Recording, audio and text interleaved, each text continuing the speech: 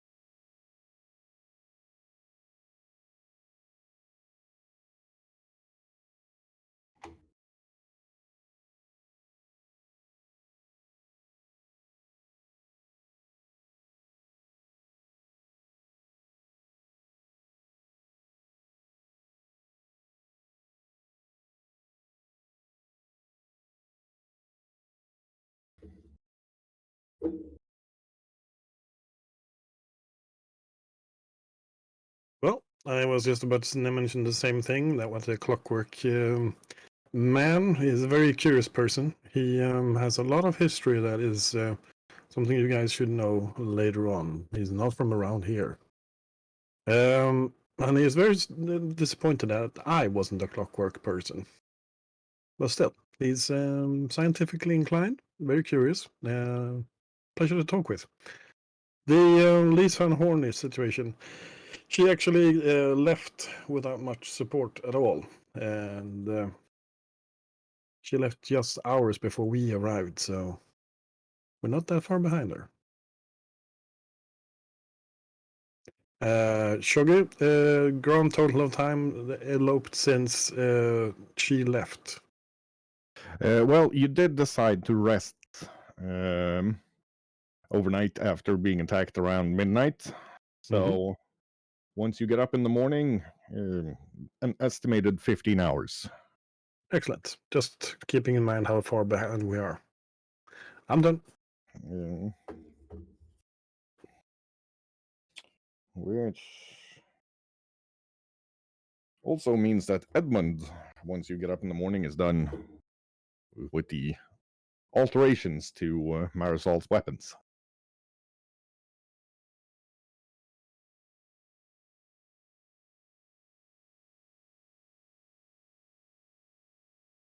Is there anybody who hasn't gone yet? Leopold.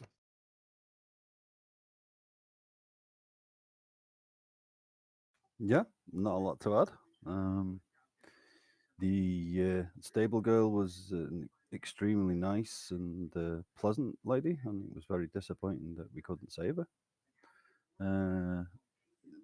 We've noted the village smith and his interest in preacher until he found out he wasn't made of clockwork. Interesting young lady named Estrella with an eye patch. I'm a little reticent, but yeah. It is not like the rest of us are not hiding things. No, not at all. Nothing about demons and terrible, dreadful orphanages and towns where near gods live and that sort of thing. No, we have no secrets from each other. Nice fight, some money. Nothing more to add. Back to Shaggy. Yes, indeed. So you've had yourselves a full night's rest at an actual inn in beds. I think Mador wants to say something. Did Aberdeen go to the inn too, or stayed in the stable? Well, she went to the inn and got about half a night of sleep. Okay. Mostly because she felt bad about keeping you up. No, I was keeping guide of her and helping her. That's not okay. Yes. That is pretty much keeping you up. So, the first three up in the morning are Marisol, Iodi, and Estrella. In addition to Preacher, although you're uncertain whether he's awake or if he's just standing still and sleeping, because he hasn't moved for probably 20 minutes. He's holding the moon in place. Good morning. Good morning. Morning. Mador will be up too because he always gets up in the morning to do his morning routines. Yeah, although in this case he was up until 3 at night, so he's still about half an hour after everybody, after these three people.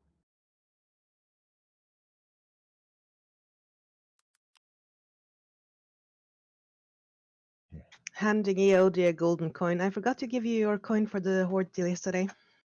Yodi's still tinkering with the grenade that he took off of Marisol's bandolier. So he just kind of looks at the gold coin and says, yes, tucks it in a sleeve. This is all very interesting.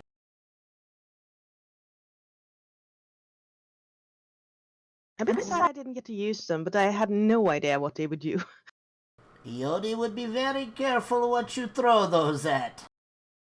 Yes, certainly. That looks like it has some explosion power. I'm That's not what I sure. feared. Yes, we will see how much explosion power. That is the fun bit. Absolutely. And we should really find out if they are the same or, different. Well, if you have some black powder for me and some metal shards, I could make some more explosions. I do have black powder, I do have metal shards, but I really need it for my blunderbuss. No problem. I will just have to fill my supplies again when I have the time. I think maybe the tinker has some extra. Mm, yeah, probably. Not a bad idea. Son of a mother.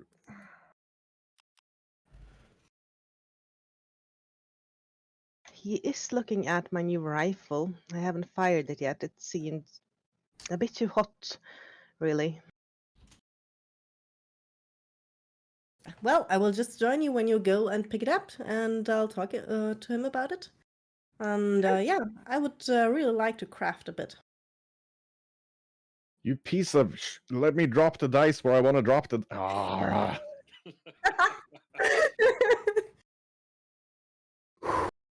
My apologies. All right. That was Voice of God. Did anyone else hear that? Well, it sounds like Edmund and over in the forge is pissed off at something. All right. Perhaps we should go check it out. Yeah, I think we should. I'm gonna bring an extra mug of black bean brew and walk over there. I join her.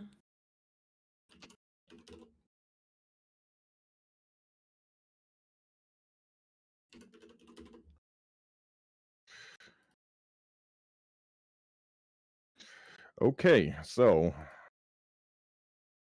once you get over to Edmund's smithy, you can see he doesn't look like he slept at all. His eyes are dark from sleep deprivation, but you can see. Did you get both your rifle and your pistol tricked out, Marisol? I believe so. He asked, I was tired, I gave it to him, I went to bed. Yeah, I don't know what runes you wanted where, but he's dealt with that, and he's also fastened a huge, like a foot-long cylinder on top of the rifle, just throwing off the balance a bit. But when you look through it, you can see the dark corners of his workspace clear as day. Oh, wow. Yes, it's experimental technology in the Ebon Coast. The musketeers had problems using their rifles at night, and then, well, me and a couple of friends fixed this thing up, but it didn't. Yeah, the council of tinkerers didn't approve of binding elemental spirits in the sites, so it hasn't been rolled out for common use yet. I see. Backwards savages. Well, this looks promising. Did you also make me bullets? Yes. Yes, indeed. 40 more of them for you. Thank you so much. In addition to a pouch of shrapnel for your blunderbuss. Should be good for about 10 shots. Nice. Thank you. And I had this.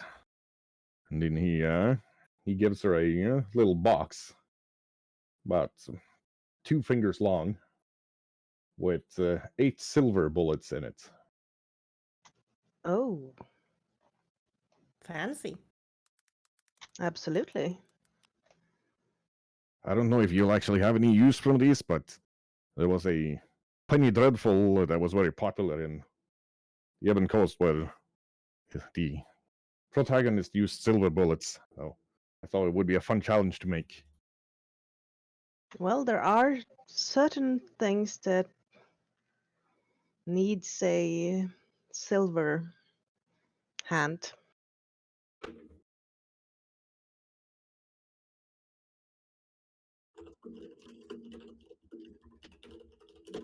Um,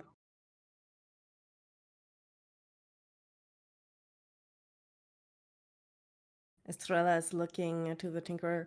Do you happen to have some small metal scraps that you don't need anymore? From like what fell down from working? Uh, I've got some silver shavings. Not a lot. What do you need it for? Just tinkering a bit myself. It has very interesting properties when you combine it with black powder and a shell. Well, sadly, I'm currently out of black powder. I'll have to source more. They're making these shots for Lady Marisol. No, that's fine. But if I could relieve you of some metal or silver scraps, that would be appreciated. I will just continue to collect all the materials I need one by one. Well, I have about 3 ounces of silver shavings I can give you. That would be appreciated. Do you want something in return for that?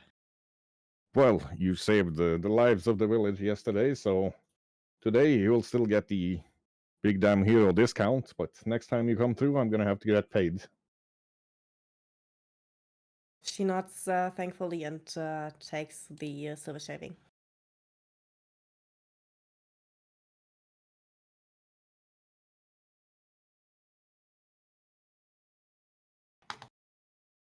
Right, let's amble over to the inn and get some breakfast. Yeah, I brought you black bean brew. Oh, thank you, but I prefer not to have it in the workshop. Shaky hands and tinkering with black powder are not the best combination. Fair. Let me at least buy breakfast then. No, how kind of you.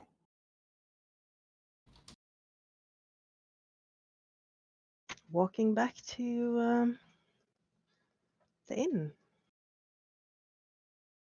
Right, in the inn, the rest of your party seem to have woken up. You see Mador discussing something with the bailiff.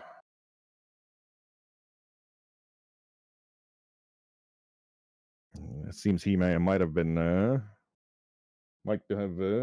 hired on to provide some extra security, or the bailiff is at least trying to hire him. However, Mador is following Albertine currently. You can hear he's got a nasty cough.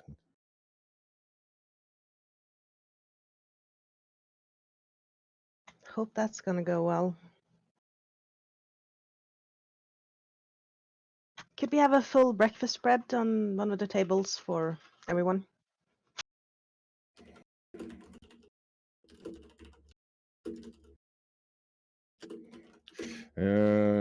Already way in front of you, milady, says Brigitte. You're all served a dish of fresh river trout with the local green onions and boiled potatoes, and a bit of sour cream.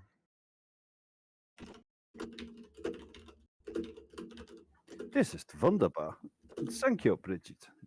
Und good morning, Marisol Estrella. Good morning. Good morning. If only one could appreciate food. Yeah. Also, See, the fish is fresh and huge. You see Adamir like start having opposable thumbs in his little fox form and grabs a fork and knife and just cuts it up while in his little fox form. It is very adorable. Aw, He really prefers that form, doesn't he? well, it is much cuter. That's true.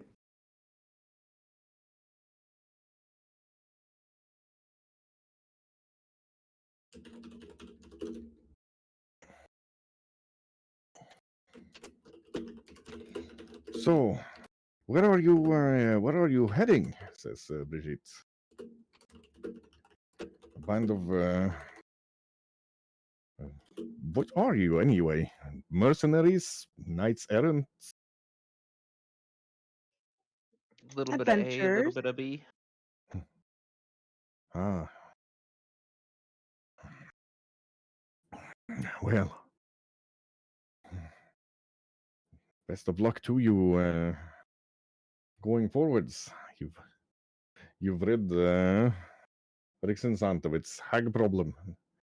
Maybe now we can finally have some children grow up in this village. It is what the Night Thorns do. We are the Thorns of the Night against hags and such.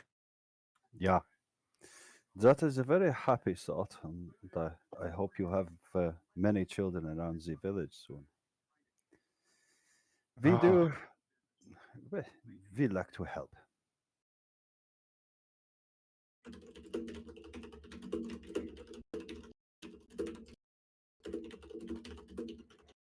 The Thorns of the Night, that has a good ring to it.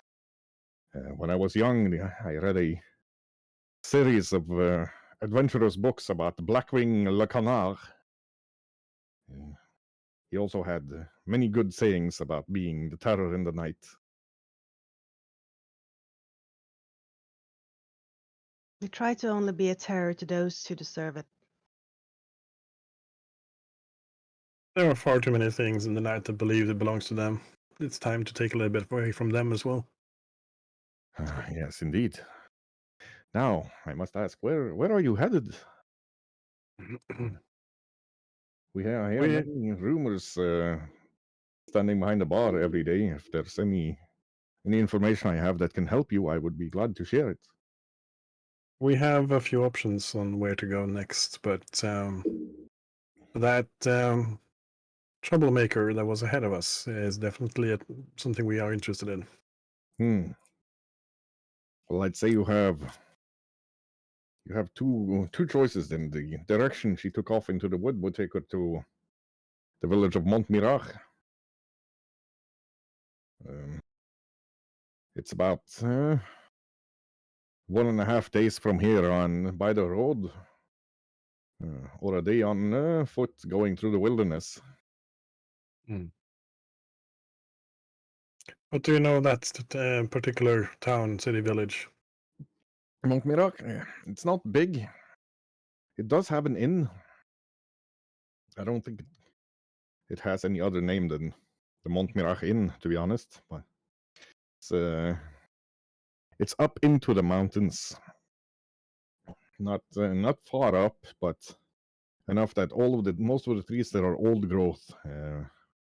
So maybe 6 years ago they started logging and coal burning up there.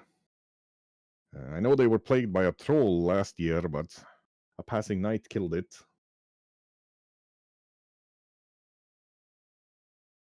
Is there a bailiff any good? It has no bailiff. It's you must understand, for the for the lords to post a bailiff needs to either be very valuable, a lot of travelers going through, or just very old. And Montmirach is well, barely 6 years old, and I believe they expect to be making a profit this year, but the first 5 years was mostly one of the local lords setting up a logging and coal burning operation to see if he could get wood for our villages and coal for our ovens and forges without having to pay for it. from somebody else. There were soldiers there for the first 4 years, but the miners and loggers up there, they're a pretty hardy lot. I don't think they've asked for the bailiff more than once, and that was with the whole troll situation. I can't remember the name of the passing knight that killed it. It was a female dwarf on a goat traveling past.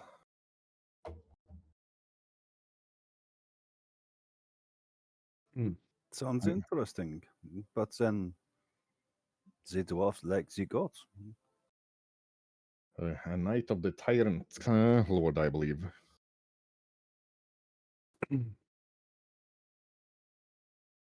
Not many of those. Well, maybe not in other lands, but after the she makes a symbol of Geb to protect her house after they moved into the House of Chains and the former Grand Duchy. Geb preserved their souls. We have seen more and more of them traveling past. I know they're not welcome in our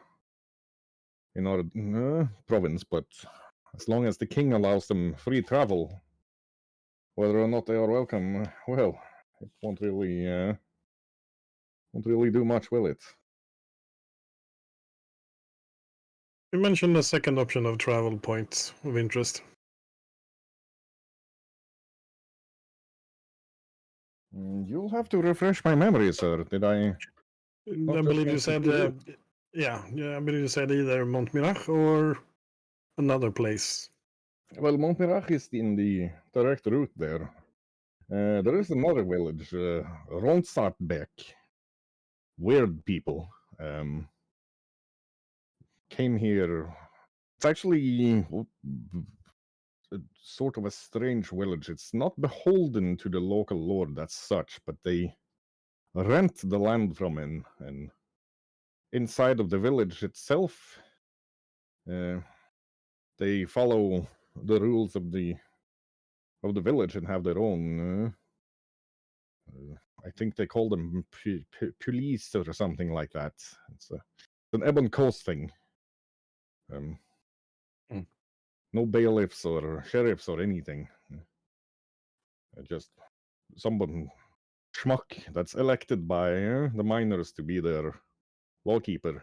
Can't imagine that'll work out for long. It's never gonna catch on. They're that's a pure little mining village, almost at the top of the mountain.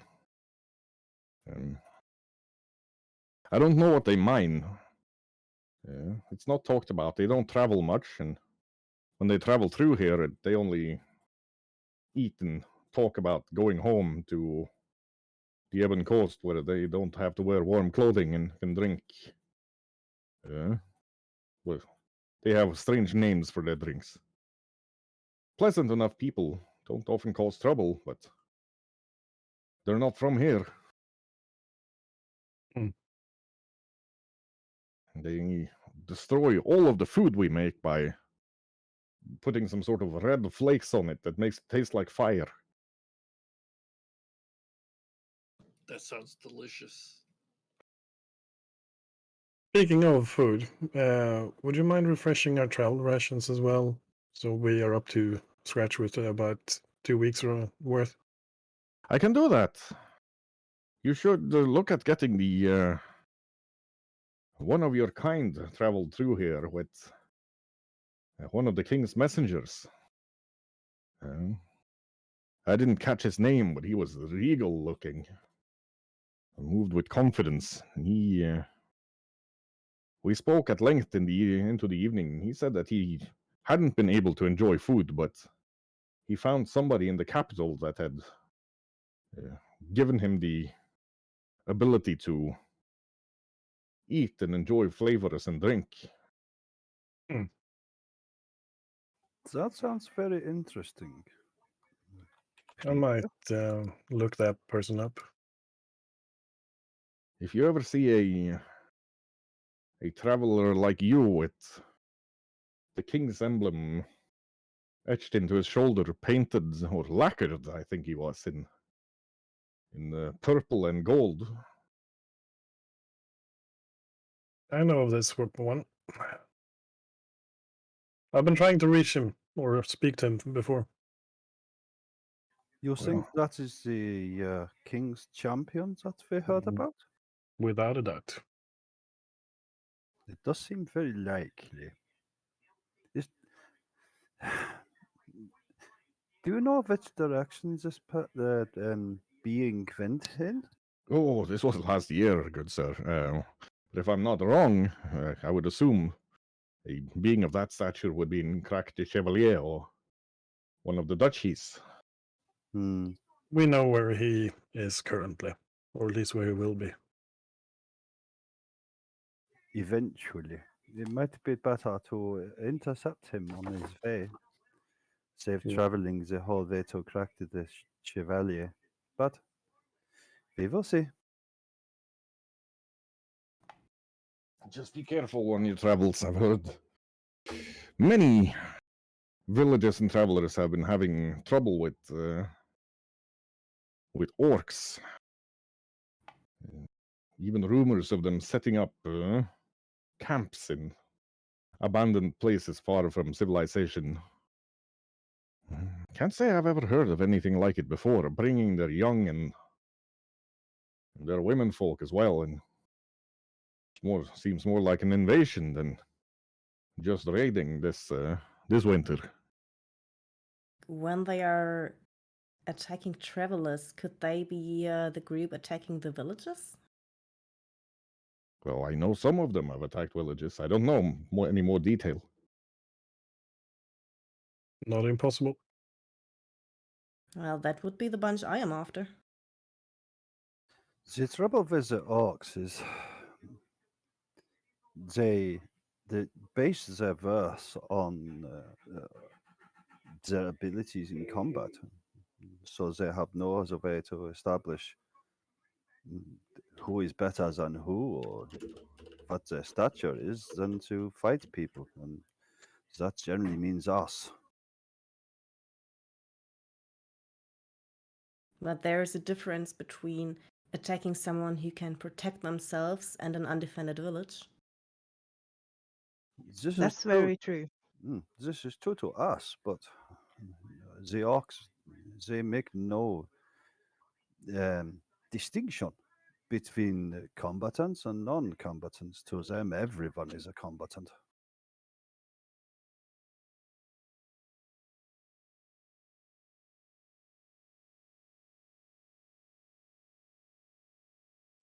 Protect yourself or into the cages. Indeed. I wish you the best of luck in your endeavors. Thank you. Yes, thank you, dear lady. You have been most hospitable. We will be glad to come back another time. Well, it warms my heart to hear so.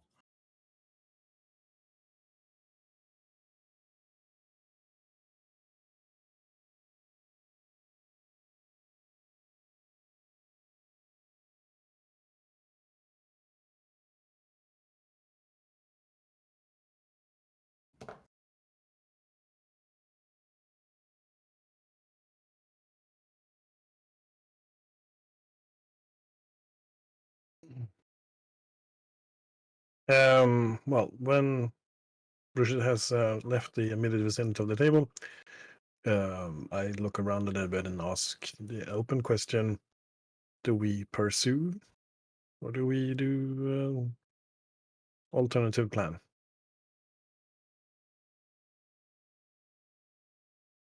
I would very much like to follow Lys Van Horn's trail, but I have a feeling she will get ahead of us. Hiring people to try and waylay us. I doubt it is the last we have seen of her.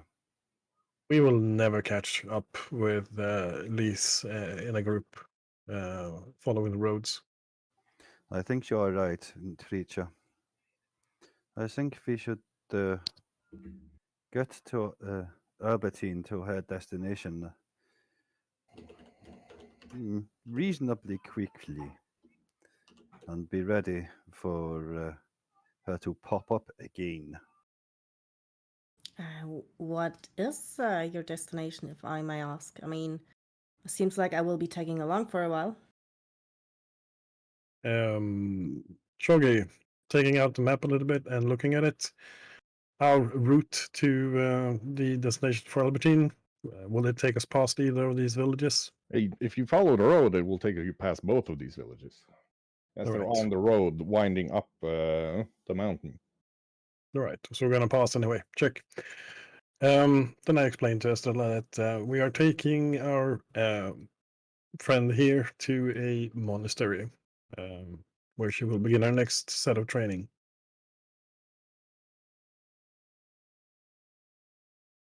Okay. Well, when we pass the villages, maybe we can just stop for a moment there so I can gather more information. You think that would be possible? Absolutely, Leopold. I think that is doable. Yes, we will be seeking information to keep track of our quarry as well. So I see no problem, Estrella. That's great. The guildmaster also had mentioned visiting villages to ensure that they weren't having any active problems, so we could bring him a report and perhaps get rewarded for such an activity. Well, I am afraid they are having trouble, otherwise I wouldn't have gotten this job. But maybe we can have them solve it at least a little and get more accurate information. Yes.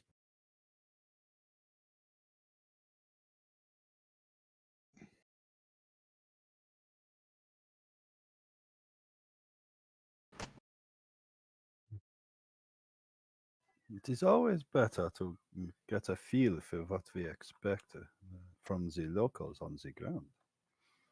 Information from far away can be unreliable. Preacher walks over to the part where Edmund's sitting and starts up a little bit of conversation, since he feels that Edmund should be recompensed a little bit and he was curious. So, Oh, he happily starts measuring Preacher and talking about what makes him tick and what doesn't. yeah. Magic, for one, but yes, thank you. There's got to be clockwork in here somewhere. And he's taking out a stethoscope and listening around on Preacher. Yes, Monty. Zara, is she around? Zara is sitting drinking black bean brew straight out of a carafe. I'm going to ask you if you have picked up the Wolf's Bane. Well, I've picked up the Wolf's Bane. However, I've got some bad news. Yes. I don't know that either of us will survive consuming Wolf's Bane.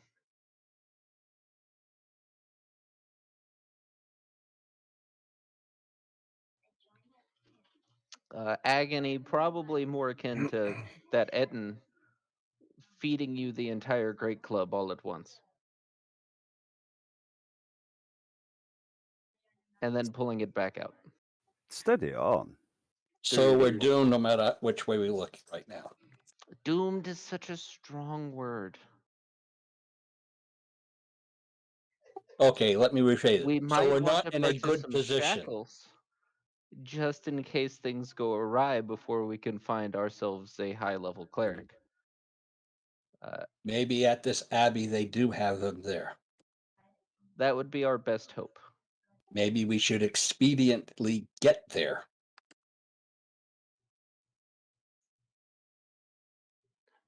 Shago, about how far is the abbey from our current location if we just traveled at like a forced pace?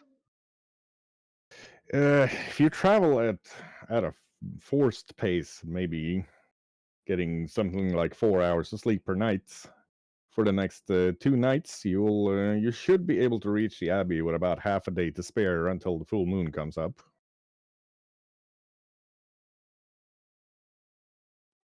That sounds like a better option than waiting to see what happens when the full moon comes up.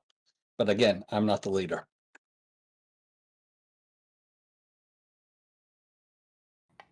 Well, I have no wish to be dealing with some of our number turning into something we would have to hunt down.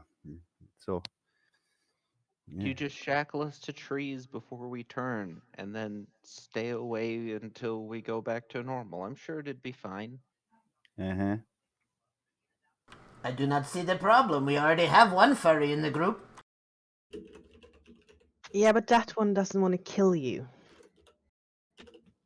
Says Yet. who? Maybe we just point them in the right direction and they solve problems for us. And there's no guarantee that either of us were truly infected. But we just don't have any way to tell it till it's too late. Full moon. Well, I, for one, vote that we make all haste and try to get there before the full moon. I didn't know some of you were bitten.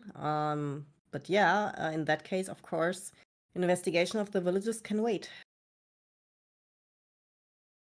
Or has to wait. We might be able to spare an hour here and there to ask some discreet questions, but yes, I do not believe we should linger.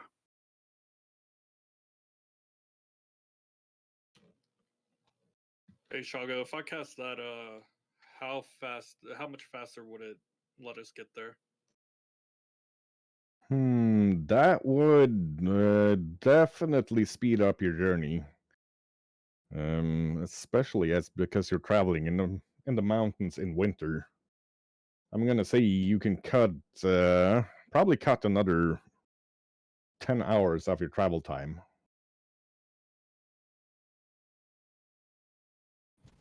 I'll go get the horses ready. And I will prepare, show the way. I will join Marisol in getting the horses ready and the cart. I will If sort out the everyone- food. Thank you, preacher. If I'm gonna everyone put this ready black for bean brew departure, someplace safe. Stock up on the bean brew, definitely. Yeah, you've been doing your preparations. When you come out, you come out to the barn to pick up the horses. You see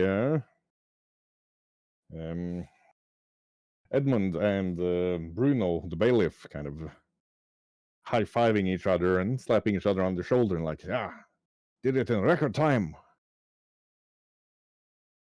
And they've mounted skis to your cart. Oh, wow. Thank you.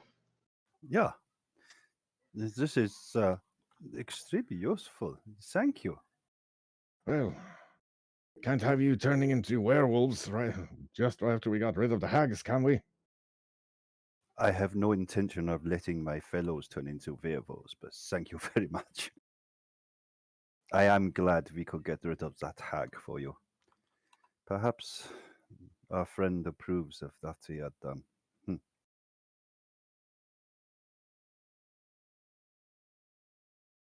Just remember, werewolves can't come in unless invited. Can't stand the sun. Ah, yes. Wait, I thought that was vampires. Who could also Eh. be a Fey Lord. Starts with a V, anyway. Appreciated anyway. I mean, it's better to be safe than sorry. Yeah, it would help if we had some silver. I actually did get something. I hold out my box to him. Oh, wunderbar. Yeah. At the Yeah. very least, we can put these in contact with their skin, and maybe it will. Oh, I do not know. Zara is the expert in these things, but perhaps it can delayed their transformation or something? I have no idea, but I can definitely shoot them with them. Well, Let's leave that for a last resort, shall we? I don't know about silver, but we added half a salted pig and some knobs of butter to your cart.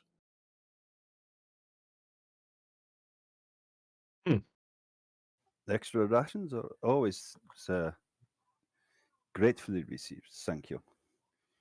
Perhaps the salt will be of use.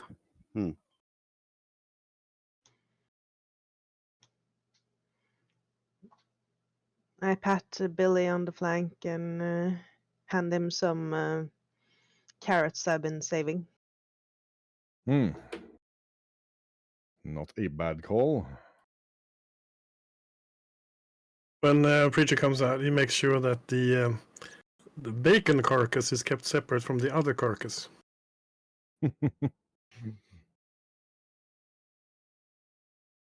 Right. So it's still very early in the morning, about 9 in the morning when you get going.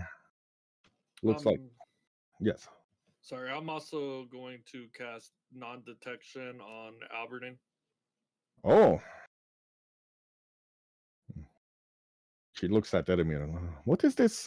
What is this spell you cast? It just makes it to where nobody can detect you. So Just You- protective wards. you can't see me? And then she does a funny grimace in front of Edemir. No, we can see you. It just protects you from being scryed or anything. Gried? What is this? Magical detection, Albertine. Very useful. It stops the people that are seeking you from detecting you from afar. No. Well, that is quite useful indeed. Yes, I can see a number of uses for it. They will not suspect you are coming until we are upon them for a start. Hopefully, we will get a little bit of a surprise effect since we are on one road in winter. They might not know exactly where we are on the road, though. No, but we just have to move on.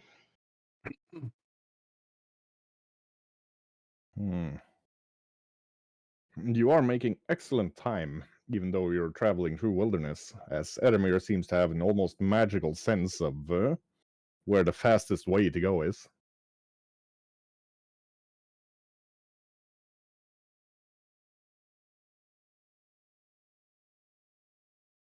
And after about 6 hours of travel, I'm gonna need a perception check.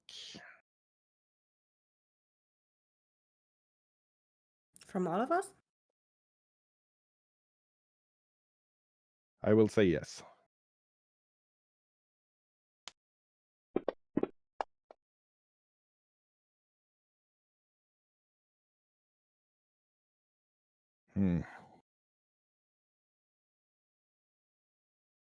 So you're traveling up a forgotten path. There must have been a road here at some point, but you've been going through pretty heavy foliage and over some very treacherous marches. Going up. It's been very calming to the point where sitting beside Albertine on the sled, you can even hear a slight snore from my door. But yeah, it's obvious that this road is it's man-made. You can see going forward up a pretty steep cliff. It's actually been chopped into the cliff. And the preacher is the first one to spot something waiting further up the road for you.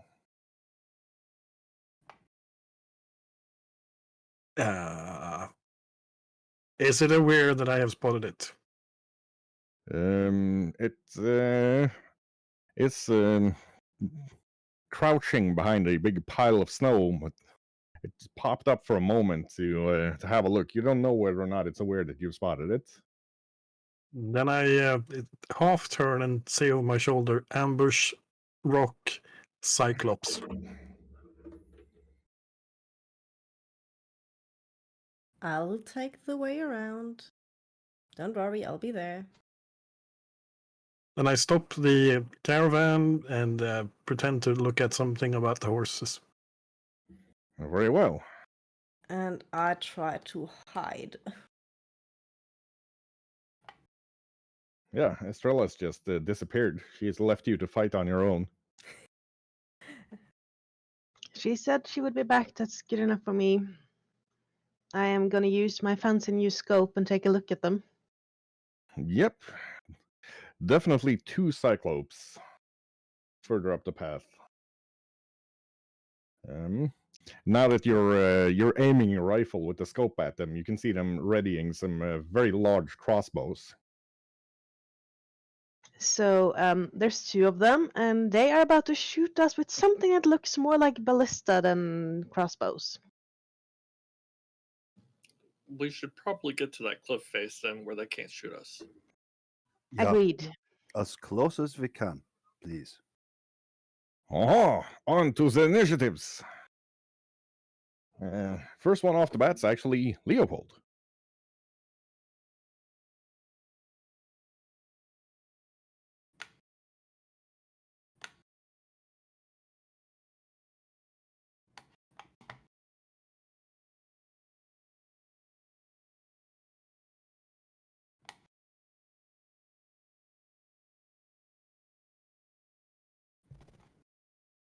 Okay, Leo's going to sneak along the cliff. Well, not so much sneaking as sprinting using 3 actions. But yes, I think that's 2. 25 move, 60 movements. That is 3. Mm.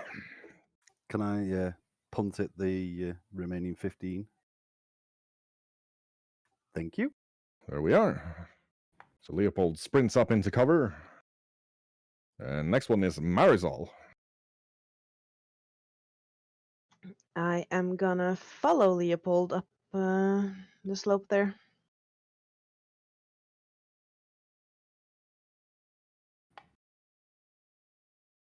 I can't see myself. I can't possibly have forgotten to put you out. No, never. I would never. Why is Marisol not on the list?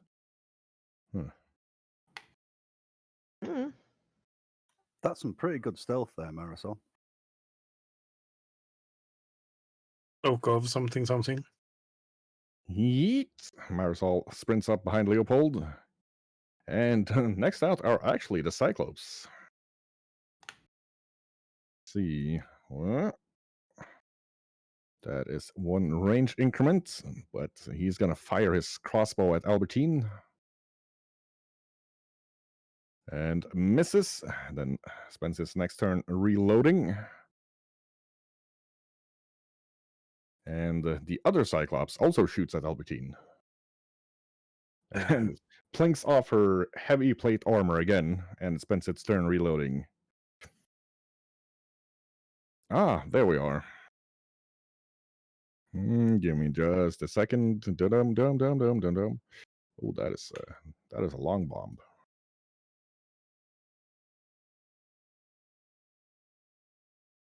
Long bomb for sure.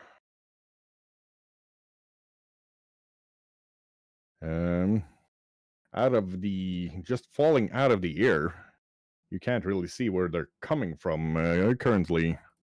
3 arrows, all plink off of Albertine's breastplate. Then it's Zara's turn.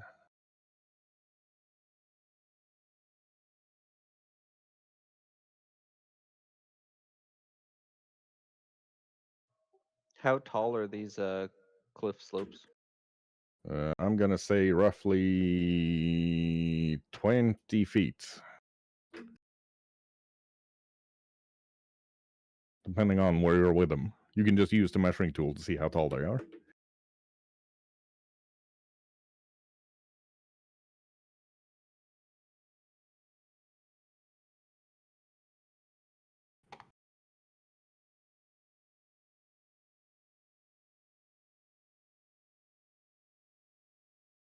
Zara sprinting up. Nyum. That'll be my 3 actions. Yep. And You hear from further up the slope again another cloing, and a smaller crossbow bolt than the others plings off of Albertine's breastplate. Dang, that armor is doing work. Edamir. Hmm.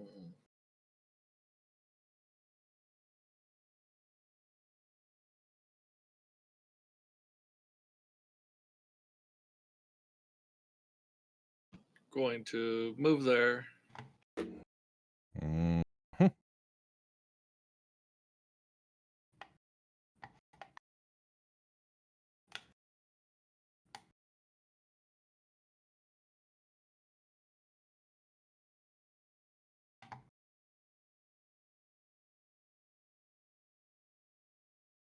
Larian's just flying up. Yep. And I'm going to transform back into my humanoid form. Gotcha. And that'll be my 3. Okay. Albertine is just gonna get up on get up on Marisol's behind on her turn, sprinting up. Mador. I'll be following Aberdeen.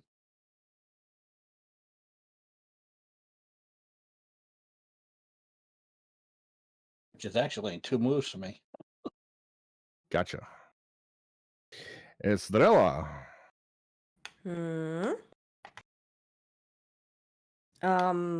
Since I was hiding away, do I really stand out in the open or do I start somewhere else? Gonna say you start over there. Okay, because I do not have a magic invisibility cloak yet. You'll need to visit Hogwarts for that. Who knows where we will end up? You'll get an owl and it'll last for 5.5 sessions. I am. Since I am more like sneaking, I can go just as far, I guess. But should be around here so I can still hide between the rocks. Yep. Estrella's just sneakily sneaking up. Nobody knows where she's gone. Preacher. Question. Yes. The cliffside above Leyden, there is a white mound there. Is that a cliff covered in snow? It's a big mound of snow. You have no idea what's under it. All right. I'll do my stance to begin with, and then I'm gonna run up here and basically try and dive into that snow to hide a little bit. Right. So, Preacher sprints up, and you hear a as the snow gets shaken off a hippo. Wonderful.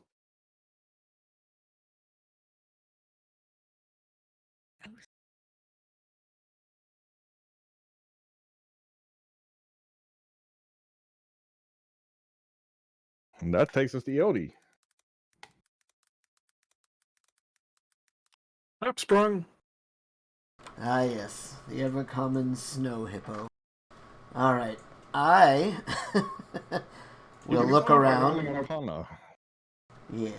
I look around and I'm like, everybody's kind of left me behind. Yeah. Do give me an Arcana check with Yodi because you saw that hippo appear. Okay. Damn, I forgot the EOD backpack. Pretty certain that was a trap glyph that got sprung and summoned that hippo. Okay. I will move up to there. And then Eodi sort of balls his fist together in front of his mouth and just goes, and I will put an ash cloud directly in between those 2 cyclopses. Ooh. As it is a 120-foot cast, and I can place it directly in the middle of them.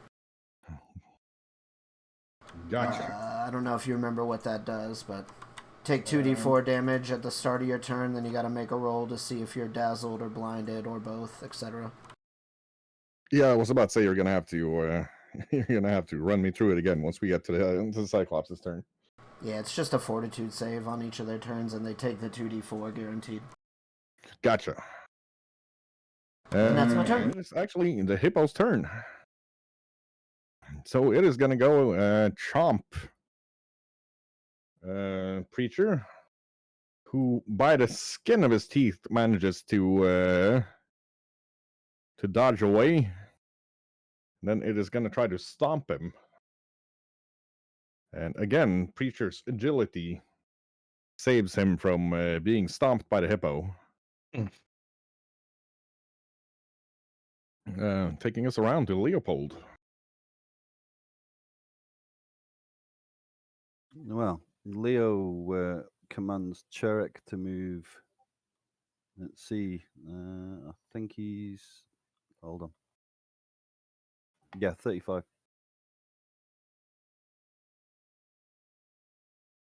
He'll move into the cliff. Just behind Maddo. Cherek, get to the chopper. Yep. There we go. That's his. And Leo has 2 left, so he's just going to sprint up to the cliff there. And then we'll take a quick bow shot at the hippo. Go for it, sir.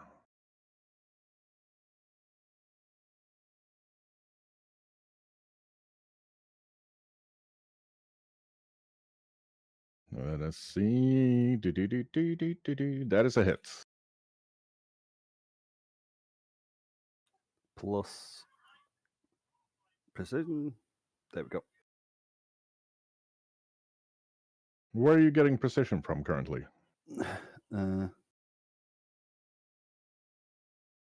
Oh, never mind. Precision doesn't apply until he's cast Hunt Prey. Yep, sorry about that. There we go. Well, puts 1 arrow into the hippo. The hippo seems unimpressed. Which takes us to Marisol. Yeah, so I am gonna step up so I get a better line of sight on the Cyclops. Mm-hmm. Then I'm gonna bring up my new rifle.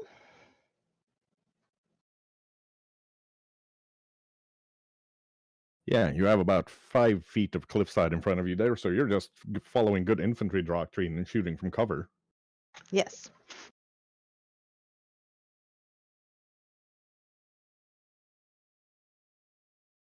Then I'm gonna use, I just need to look that up, I'm sorry.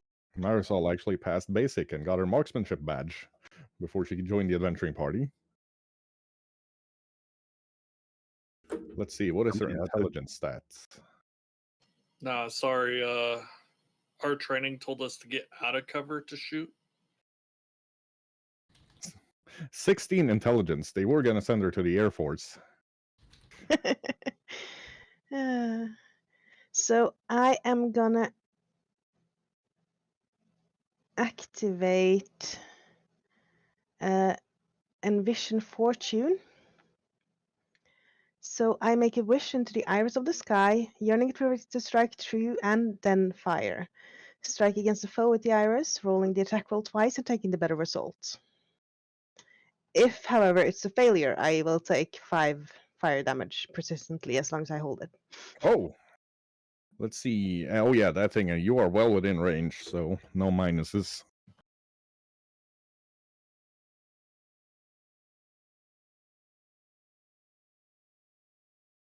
You take 2 shots, or?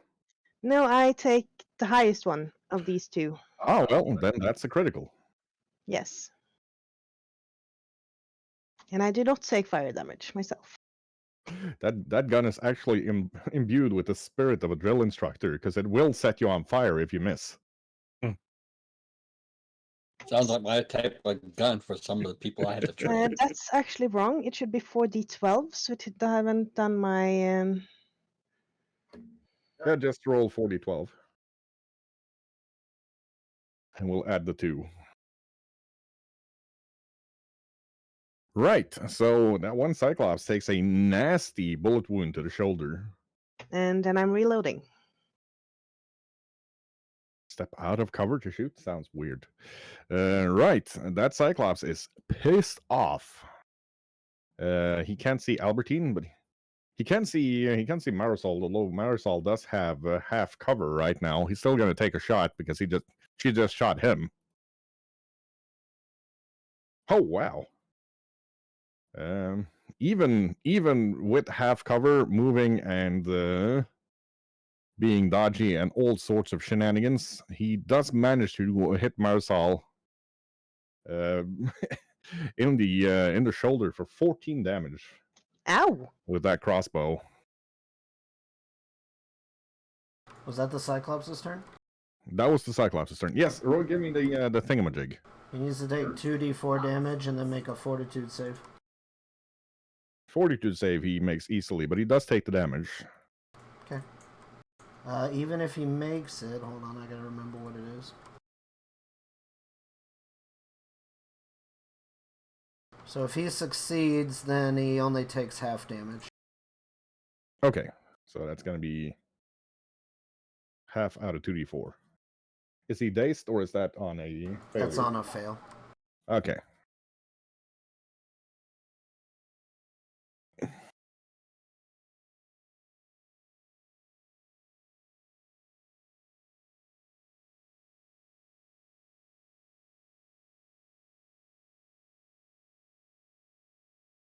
So just roll your damage, sir. Oh, my bad. Yeah. It's all about player agency here at Pathfinding Adventures. Yes. 2 damage. Still enraged.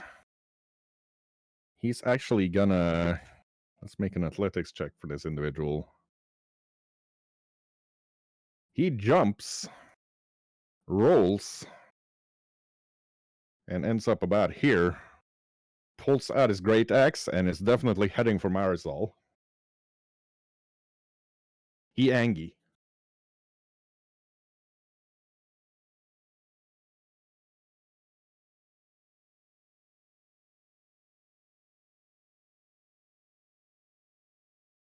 The other Cyclops is let's do his fortitude save first. It's a DC 21 now, isn't it? Yep. Yep, at 5th level. So he fails. Which means he takes full damage and is dazed. Right. And since we haven't played since before Christmas, you're gonna have to catch me up to speed on what Dace does again.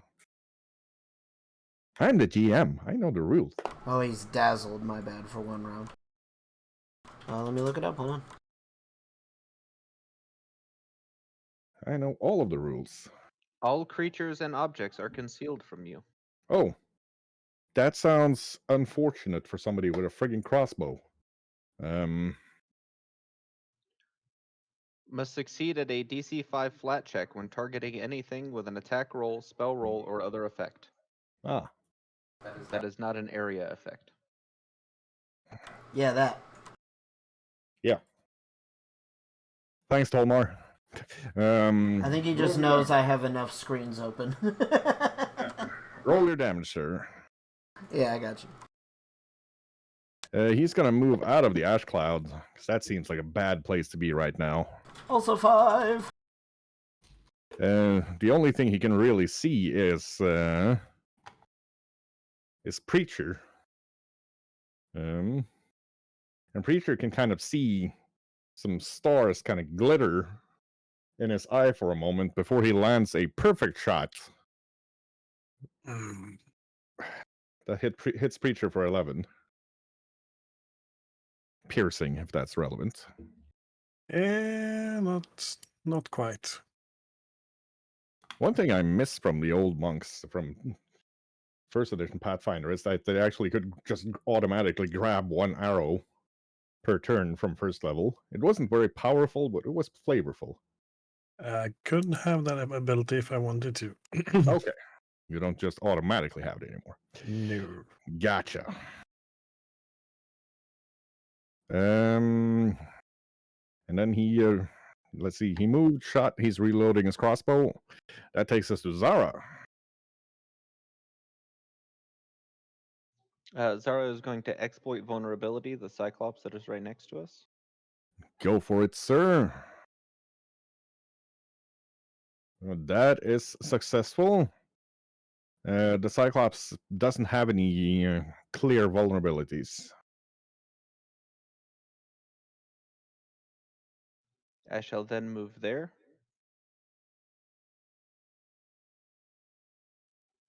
Right, and that means Sarah moves out of cover and gets shot at by somebody who had readied their turn. Damn. Who pumps 2 arrows into Sarah for a total of 24 damage.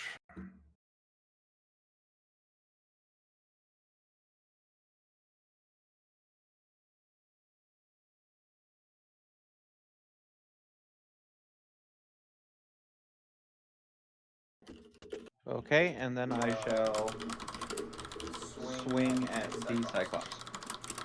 Go for it. Oh, Milo, that's a critical. If he was angry before, he's furious now, but he's also in a fair amount of pain. As Sarah swings up, just sidesteps his great axe swing as he tries to kill her when she moves in, swings up and gets him right in the nuts.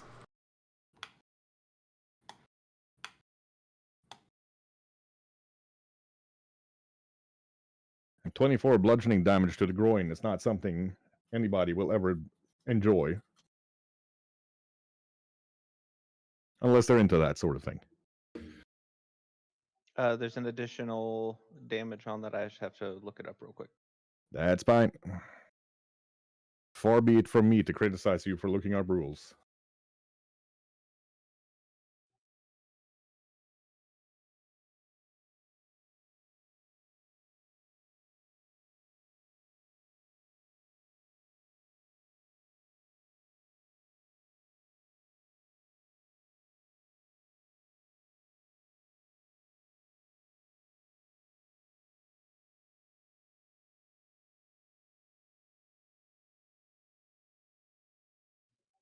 Half my level, so an extra 6 damage. Oof. Yeah, he is in pain and not very happy currently. Right, this other bro up there is nope. That takes us to Edamir. Okay.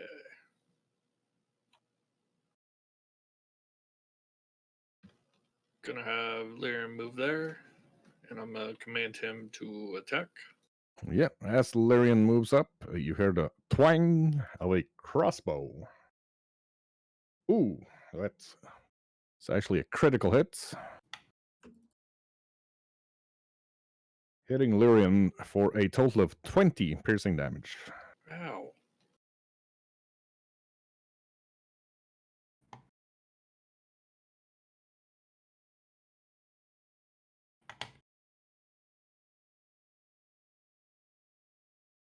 Lyrium, however, hits the hippo. That is enthusiastic. A vulture attacking a hippo. Yes. Yep. You gotta have faith in yourself. Okay, so that was Lyrian. What is Edamir himself doing? I'm going to move twice.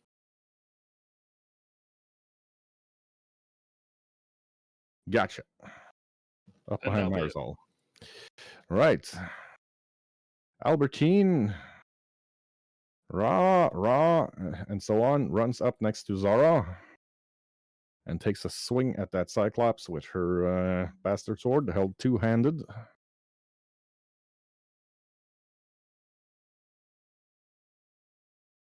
Bit over enthusiastic and not quite fully trained yet. The Cyclops manages to block the blow. Mador. I'm chasing after Aberdeen. Yeah. So that'll be 2 moves for you to get up behind her. Swing. Go for it.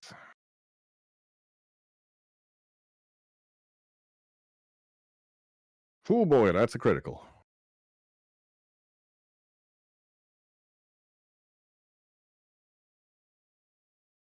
Yeah, Mador just sprints up, and that thing is just leaned down to block Albertine's blow with the bastard sword, and he just cleaves the Cyclops' head in two, and it falls down, dead as a doorknob. Estrella. Yeah, so we had another archer or something that shot that we didn't see before, so I'm taking my spyglass and see if I can find him. Give us a perception roll. You see Lise Van Horn. Surprise.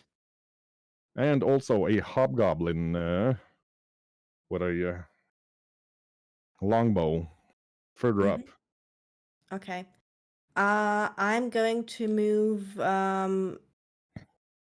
to the cliffside here so I can try to climb up in cover. Gotcha. Can I And still do that this turn? Start climbing or okay? spyglass and the double move. That's 3 actions. So that takes us to Preacher, who's got some hippo issues. Yeah, and I'm tired of it, so I'll That bang hippo, by the my way, should be right next to him. I'll bang my breastplate a bit of it, and start glowing it, and then give it a flurry of blows with a key strike. Gotcha. That should be it. This. Well, that is 1 critical and 1 hit. So critical, was it controlled and Hold shift when you hold click shift. that. That's an extra d6 on top of that? Yep. 1. Well, still a solid 27 damage from a fist. That hippo is probably very surprised that this small creature can hit that hard. And another one, plus a d6. Rolling bad on the extra. I mean, you dished out a lot of damage, so that Not thing done knows yet. it's been punched. And ending up with a powerful fist. Hiya! Yep. Almost loses his arm to the hippo, but manages to pull it back in time. And that takes us to Iodi, eater of hippos. Delicious. I will do a double move. Let's go up towards where Ed is. It'll be right there. And then I will pull the wand of manifold missiles out of my pocket, and I'm going to pew at this hippopotamus with the magic missile. Let's see. This is Can you see him? It's a 10-foot wall, and hippos are very large. And I mean, it if is I can't on see him, the it's edge fine. fighting creatures. So I'm going to say, yeah, you can see enough of the hippo to magic missile it. Okay, If it was something man-sized, you wouldn't have seen it. But a hippo, yeah. fair enough. I had forgotten that this was like a sheer cliff in front of my facial area. Yes, but the hippo's tall enough and on the edge of the cliff, so it's kind of towering up there. 2 damage. Yep, slightly inconveniences the hippo. Pew! The hippo, of course, is entirely furious. Huh. Well, yeah, okay, that makes sense. If we were in a river, it's gonna try to bite Preacher. Ooh, wow, that is a critical on the bites. Chomps Preacher straight over the chest for a massive 48 damage.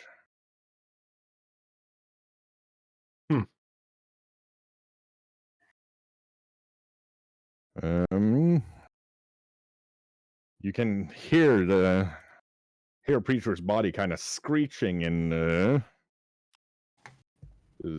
under the pressure of the hippo's jaws before he manages to push it off. And then it tries to stomp him twice, but he easily dodges that. And that takes us around to Leopold.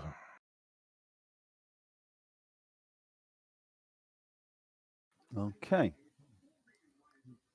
Leo's going to send Cherek to the edge of the cliff there in front of Marisol. Gotcha. He's going to.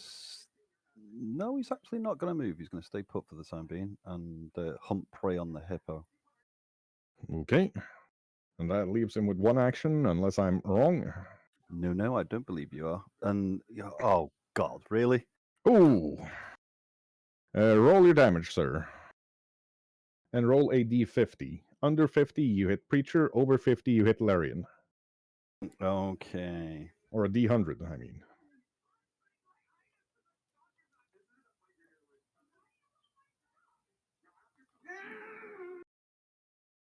Hold on, I keep picking up more than one.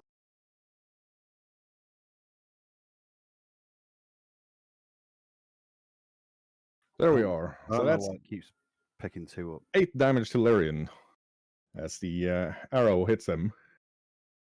Sorry, Lilian. Taking us over to Marisol. Yeah. So Marisol is sprinting over to the other side here to make sure Mhm. she has range to the other Cyclops up there. Yep.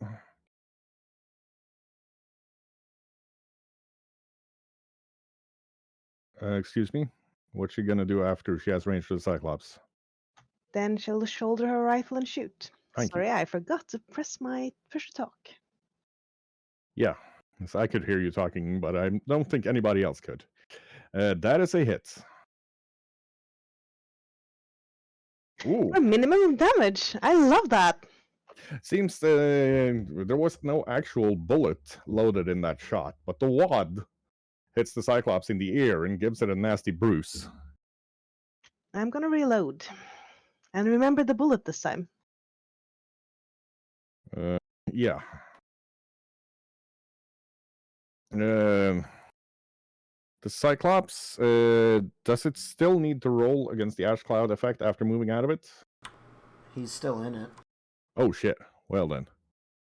Cyclops thought it was moving out of the Ash think- Cloud, but it I think- wasn't. I think we actually have to look for some templates like we talked about. I had forgotten until now. Yeah, same. I know they exist. We just haven't picked them up. I mean, if he moved... Should save this time. Yeah, and then he just takes half damage from the 2d4. Yep. Roll your dice. Well, still. He's uncomfortable being in that ash cloud. He's going to shoot at Albertine. Ooh. Don't forget he has to make the roll over 5 check because he's dazzled. He does. Shoots Albertine. You can hear her grunt in pain as she's hit by a crossbow bolt, and then he reloads again and moves further out of the ash cloud. Careful to avoid the pile of snow, it seems.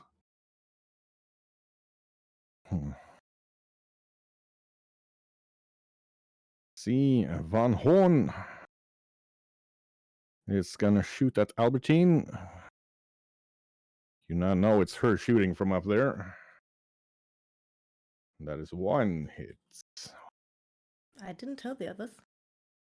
Well, out of game, you know it's her shooting. She managed to hit Albertine with 1 arrow.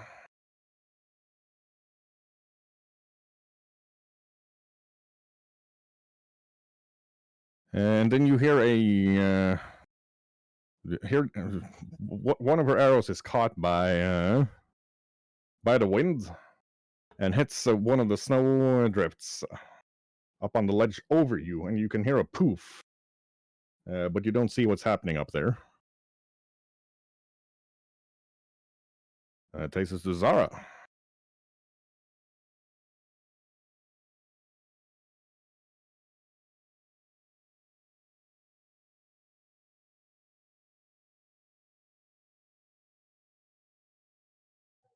Zara's going to move up on the hippo. She's going to use her exploit vulnerability on the Cyclops up on the hill. Got it.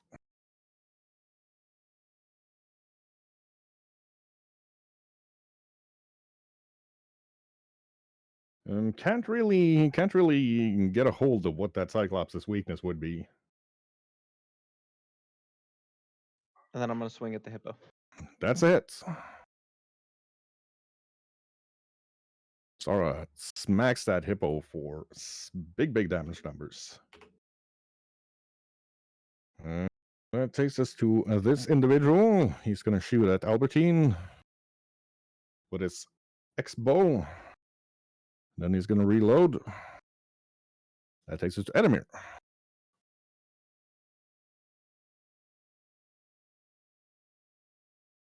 Moving up around.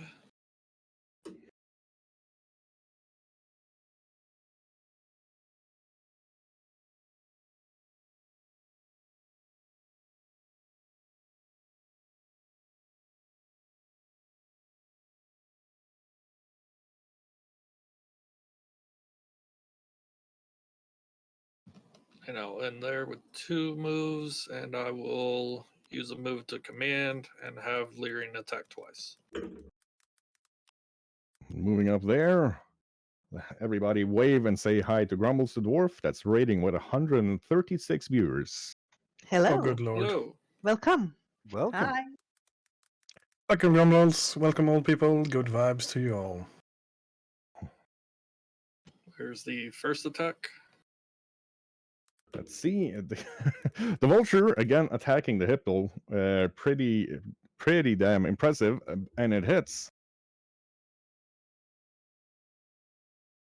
Not only does it hit, but with the constant barrage of attacks that hippo has been eating, the vulture actually manages to peck down through the top of its head and eat its brain. And the hippo falls down and it goes poof and disappears. Then I will use its other move to come to me. Mm-hmm. All right. Albertine moves up behind the cliff wall, looks back at Leopold and Marisol and goes, "Hey, can you do something about those guys shooting at me constantly? It is getting very annoying." We will try. And then she Working on it. sprints over behind the other wall to get cover from that Cyclops. It's Mador's turn. Okay, so she sprinted all the way over there, huh? I think I can get ahead of her and be in front of her as a defensive position from where I'm at. You can get 75, so you can get almost up to her. That's what I got to do. Yep. Telling her to not to keep with the group. But Celeste, Mador, we must protect the others from the archers. you're the target. Yes, I'm protecting them. It's working. And that takes us over to everybody's favorite potato chip, Estrella. Yeah, as Estrella is going to climb up. Right. Give me a DC 17 athletics. Does that lower when I use a climbing kit? Well, I'll give you DC 15 with the climbing kit. All right, athletics. Whew. Estrella gets halfway up. So that'll be... She gets about 10 feet up before she falls back down, lands on her butt, and takes 6 damage. Nope, I don't. I have catfall. Okay. So she lands gracefully on her butt. And with the takes no climbing damage. kit, it is actually a flat DC 5 if I fall or not. Okay, roll it. Well, she gets halfway, so he's going to have to roll athletics again.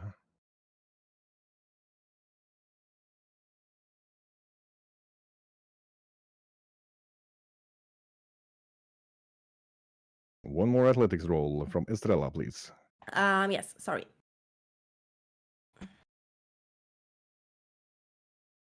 Oh, this time she just flies up easy now that she knows that that rock was loose. And that's going to cost her 2 actions getting up there. That's okay. Since I know that the snow is could be dangerous, I am going to attempt to move around it on the edge here. Okay, give us a stealth roll. Oh yeah. Another stealth roll. Okay. I had hoped I didn't break stealth because I climbed in cover, but let's go. And there we are. So Estrella can get 1 more move up. Probably around here. I Alright. really need this quick stealth thing. There's a poof and another magical cloud, and then a school of piranhas briefly appear in front of Estrella before falling down into the snowbank. Ah, those snow ranas. I don't even know what that is. Man-eating fish. Ah. So should be good as long as I don't dive into the snow. Mr. Preacher. All right. I stumble over near. That's going to take me 2 moves, so that's no problem. I stumble over near to Albertine and try and do a little bit of patch up on myself because I am very wounded. So I'm chugging a potion once I'm in cover there.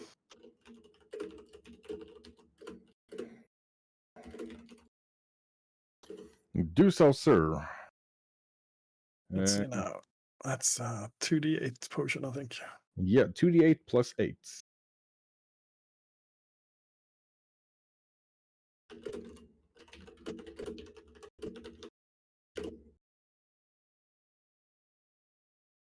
Running up and getting yourself healed. 17. Yep. So you can see some of Preacher's shattered terracotta on the chest, or torso in general, re-knit after he got bitten by that hippopotamus. Takes us to Iori. Oh, yes. Okay, well, I will take a couple actions to walk around this corner. I'll take 2. Go there, and then I'll go to here. Gotcha. And then, let's see how far we are. And then I'll take my free shot with the Wand of Manifold Missiles. Yep, another magic missile going out for that Cyclops. Pew! Pew pew pew. It's still slightly inconvenienced by the damage. Honestly, I don't have anything else to do, so I'm just going to go up against this wall with my last action. Yeah. Hugging cover seems like a clever thing to do for wizards. And that takes us to Leopold. Okay, Leo's going to sneak round the cliff to here. Can he see Miss Van Horn? If he wants to go there, that's gonna... Let's see, he's got 35 move. No, he's got 30 move. That's gonna be 3 moves. Because he can't cross the sheer cliff. Okay. Let me think.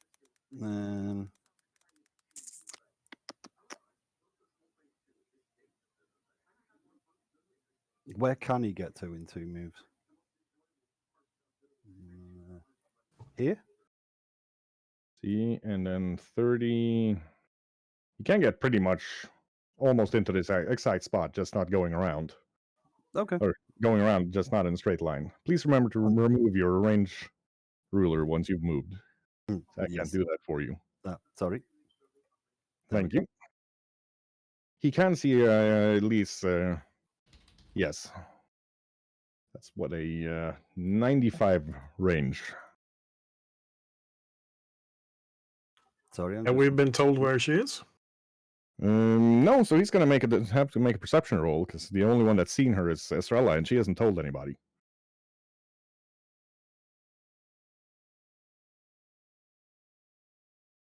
No clue. Okay, he knows someone's shooting from the cliff, so last turn will be to move Cherok up to there. Yep, comes lumbering along. Still a young bear, not too full of spunk and vinegar yet. And it takes us to Marisol. Yeah, I'm looking at the cliffside here. Is there any way to get up? You could try to climb. It seems somebody's left rope and pittance. Oh, nice. It's very handy, yeah. Some sort of coincidence there. So that'll be a DC 15 athletics for you. Nope, I'm Nope. falling down. Oh, you do have your flat check to stay hanging. Yeah, I'm gonna stay hanging. Try. You need over 5 on a D20.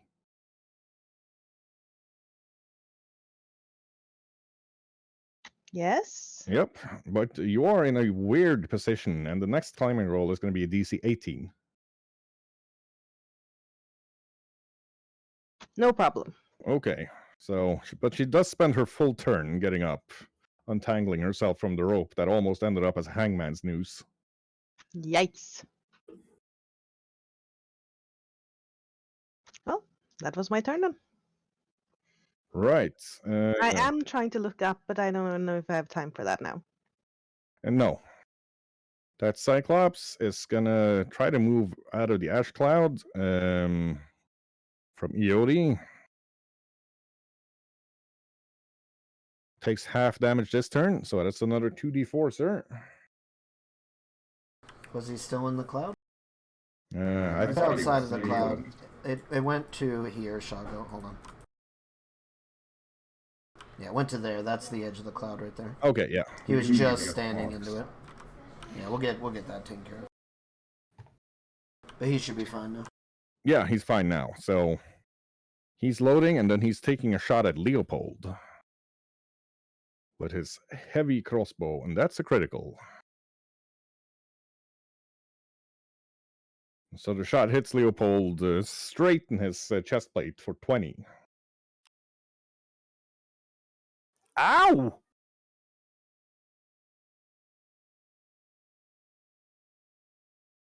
Lias is going to be shooting at Estrella, actually. Damn, she saw me. Not too keen on sneaky rogues. Yeah, well, Giving up flanking her. since I'm focusing on getting to her, I'm using my nimble dodge and getting a +2 on my AC. Okay, so that's 2 hits. But the third one misses as Estrella easily dodges it. But she takes a total of 21 piercing damage from the 2 arrows. I would like to use my warning tattoo. I just have to find it. Oh no, that is only when it causes to take damage automatically. That's not the case here, right? No. It is Okay, not. so that was 21, you said? 21 piercing damage, yes. And it's Zara's turn. Ouch, that hurt.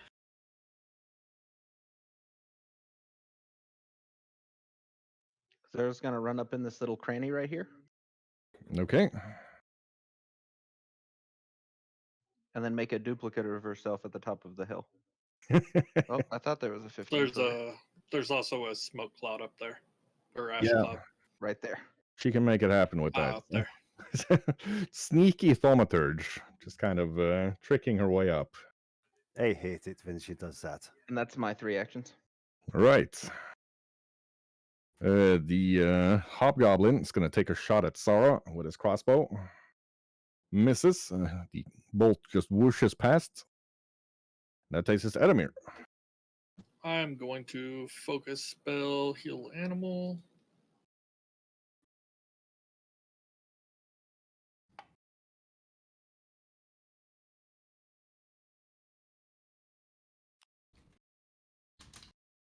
Yeah, Larian's in perfect shape.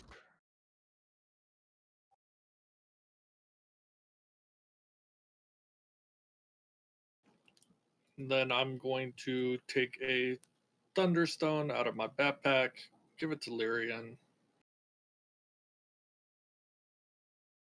Command Lyrian to fly there. Lyrian, also known as the B-20 stealth bomber. Yeah.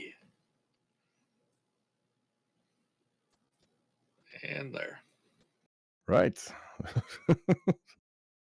Wonder what those archers are thinking, seeing a big-ass vulture with something magical in its claws coming flying up. And that'll be my turn. Probably pretty much the same feeling I have when I see a dive bomber come for me in War Thunder. If they notice it. Yep. They concentrate on other people right now. Albertine goes, "Oh, Preacher, you are injured," and lays her hands on Preacher, and almost all of his injuries, except a slight discoloration of the terracotta, disappears. Ooh. Thank you, Altin. That takes us to Mador. Okay, I am gonna move in front of Preacher Imador, and Aberdeen, and stand defensive position. Okay, he's up there with his glaive, kind of just holding it threateningly towards the Cyclops. Estrella. Yes. Now that she knows she has been seen, she will try to run to the tree to get cover and to hide again. Okay. I would need 3 actions to run there, I guess. Could I still roll for stealth when I reach No. the tree? No? Okay. You'd But be at reaching least it at full speed, not really amenable for stealth.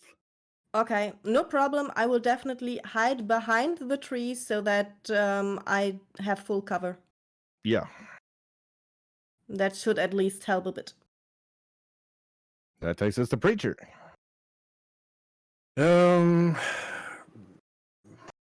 Do I know roughly where the area is where the archers are on the upper level? Because I've seen arrows coming. You have a rough idea where they have to be for the arrows to be coming from there, yeah. Mm-hmm.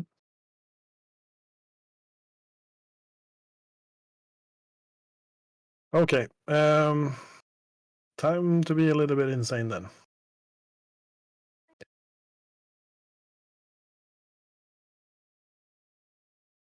Let's see now. Where can I reach? That's only halfway move. Damn it. I'm trying to measure out distances now. That's fine. I'm used to your Swedish, enhanced Swedish brain making things happen. Okay, I'm gonna be suppositioning a little bit, guessing basically where I'm supposed to be going. So roughly there is where I'm aiming at for the first 2 move actions. Okay, I'm gonna need to see a DC 17 athletics from Preacher, as it is very icy and nasty. Oh yeah, no, he just sprints straight up the cliff sides, not even caring about climbing. And once there, I want to ascertain where exactly am I going next. Let's see, you're within 55 feet of Elise Van Horn, and she is standing up and shooting, so now you can actually see her, and the hobgoblin archer that's up there. Okay. Damn it. I'm not going to be able to make it to her. I'm going to be a little bit away from her. How steep is the hill? If I get into cover underneath it, can she shoot down on me? She could lean over and shoot, but it's not a good way of shooting with a longbow. She would get penalties for it.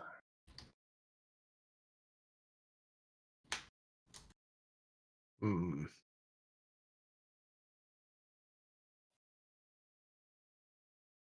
Now, let's go up there. Challenge. Give us another DC 17 athletics, sir. Nope. He sprints up, slips on the ice halfway up, falls down for a massive 1 damage. I do have a steady balance, so I will be going down but not falling over. You're gonna have to repeat that. You'll be going down but not falling lower. As in, I have a very good sense of balance even in adverse conditions, so I won't fall over, as in land on my ass. No, you just land on your feet, taking 1 damage. Yep. At the base of the cliff. So just sliding down. And that takes us to Eodi.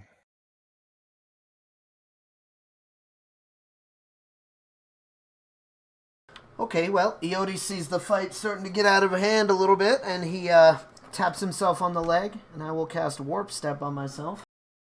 This adds a 5 bonus to my movement, and I get 2 free strides, essentially. Ah. So we'll go there. 60 free move for you then. Yeah, I can go to there, I guess. And then I'll go ahead and use the last 30 to get around the corner a little bit. Right there. Can I see the Cyclops from here? You can, and as Eodi gets close to the snowbank, there's a whoomp sound as a bison appears. Okay.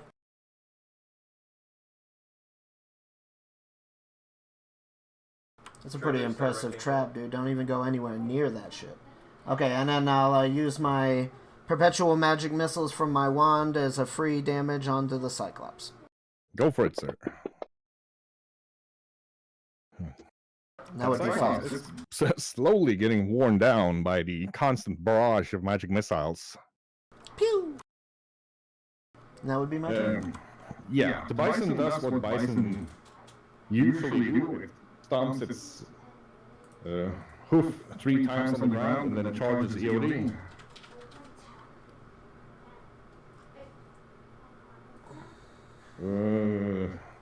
That is not a critical, but it is a hit. And gores him with its horns for 17 damage.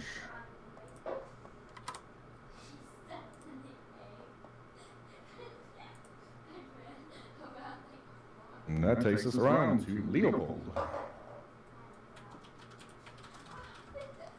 Can Leo see Lise at the moment, or does he need another perception roll? He would need another perception roll, yes.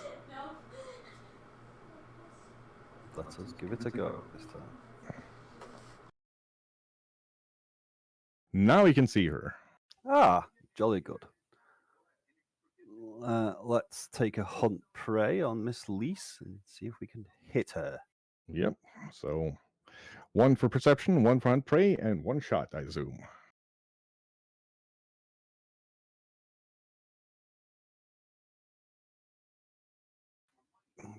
Unless we can take hunted shot.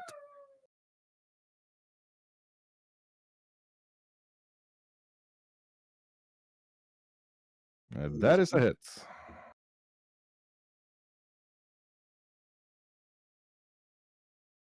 4. 1. Thank you. Total of 5 damage. Yep. 6. The arrow passes by and just barely nicks her ear. And that leaves us with Marisol. How tall is this pile of flapping piranhas and snow? It's hard to say, but the snow pile itself is about 10 feet. How many piranhas are in there and how tall, you don't know, but you can see the snow pile kind of wriggling around in there. Because what I was hoping for was that I could go like here and get some cover from the pile without touching it. I can't see where you want to go. There, okay. Yeah, that wouldn't take her into the pile, but it wouldn't give her any cover either. Okay, then it's no use. Just cancel that. Then I'll move up here. 1 move. And now I'm gonna look for enemies up there where I know there's been arrows coming from. Yep. Give us your perception, ma'am.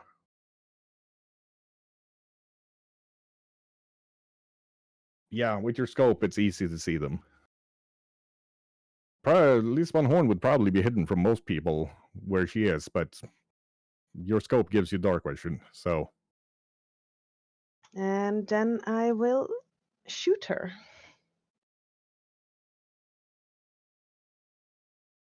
Taking a deep breath, I aim and shoot. Go for it. That's a critical.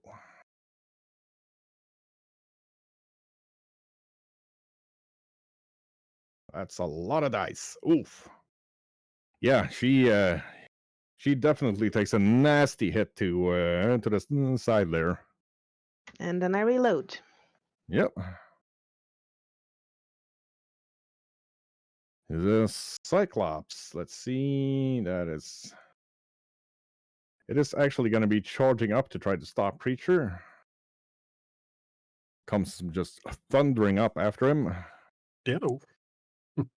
Lise moves backwards and disappears out of sight.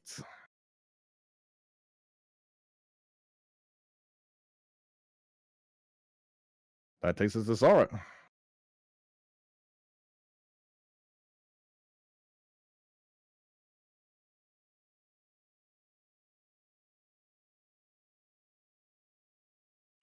I shall move there. Moves up to the Cyclops and readies the bonkification. I I assume. will make my diverse lore check first, or my esoteric knowledge. You have used esoteric knowledge and failed on this Cyclops before. Can you use it again after failing? Certainly can. Okay, well, in this case, you succeed.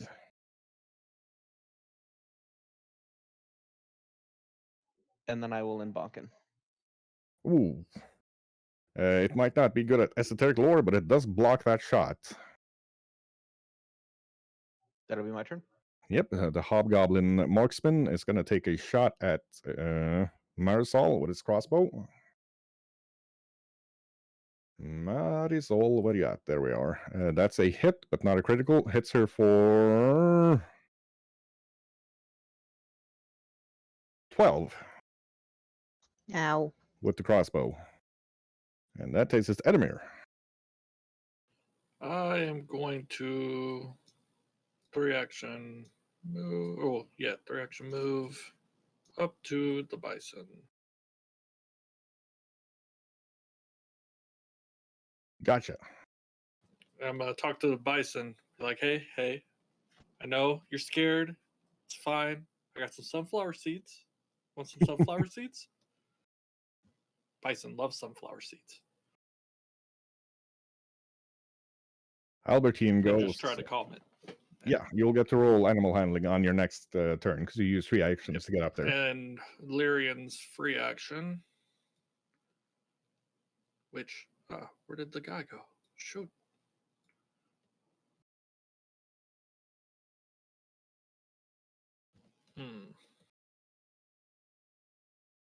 I will have him fly there. Gotcha.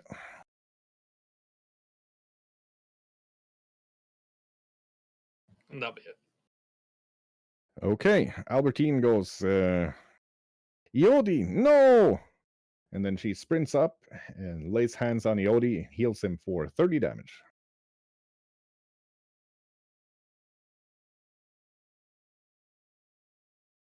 It's Mador's turn.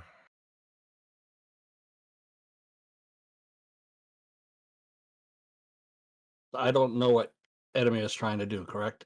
That is entirely correct. And you know what I'm going to do? I've got a sneaking suspicion you're going to move up and bonk it.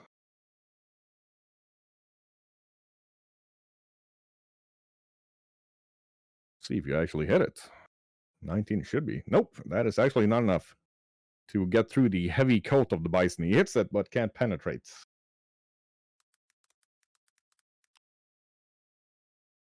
Nope. Just kind of... That's my move.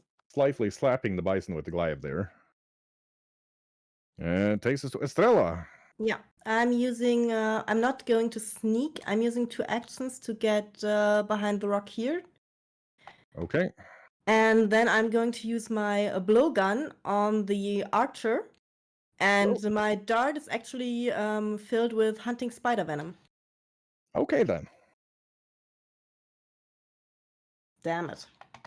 Yeah, Dart gets caught by a gust of wind. You have no idea where that thing is going to land. And now, Le Preacher.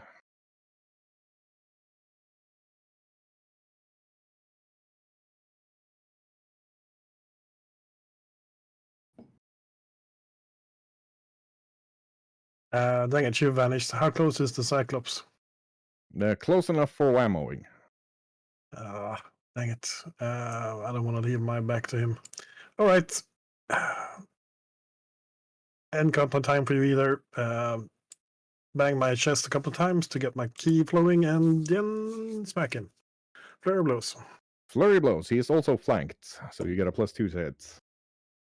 Wonderful.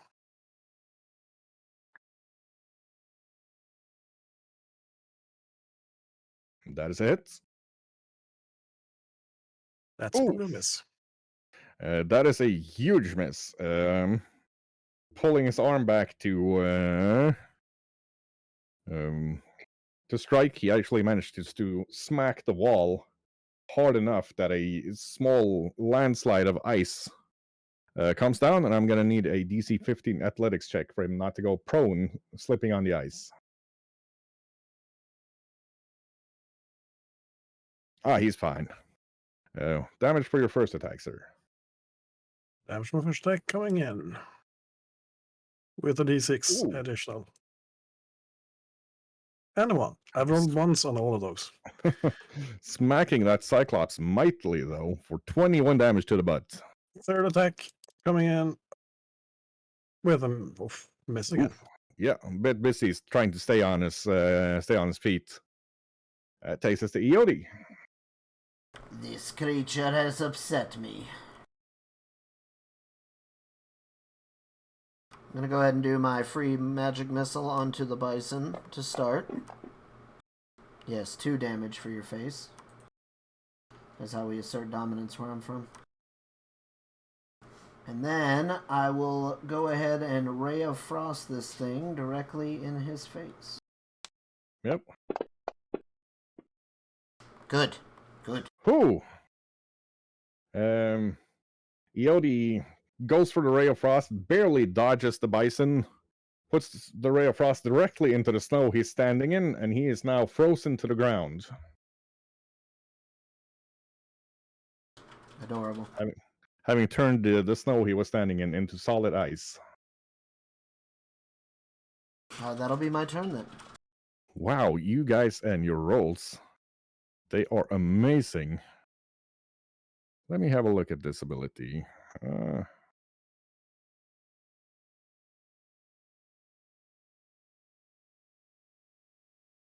The bison stomps its feet, thunders through Eodi and Albertine up to Leopold. Eodi and Albertine need a DC 21 reflex save.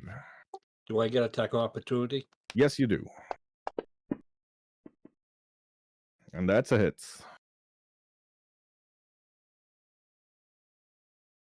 That was my reflex save. Yeah, that's a success from him. Damage from Mador, please.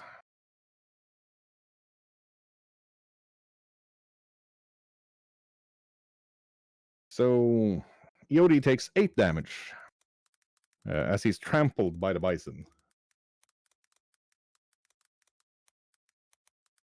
Albertine also gets stepped on, but not too badly. And then Mador smacks it for 13 as it passes. And then it's gonna... How does this work? More details. Yes, please. Right, that's gonna be an athletics check.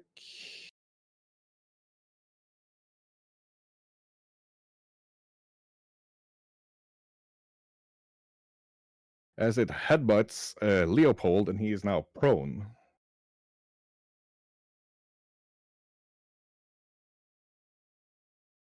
Speaking of Leopold, it is his turn. Okay, well, Charek uses his free move to go just past the end of the snow towards Leo. Yep. Leo will use a move to stand up. Yep, he gets up without the bison headbutting him.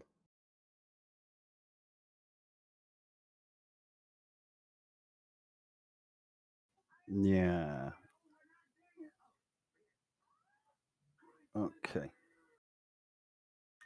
Well, we're already holding the longbow, and anything else will take a move to draw. So,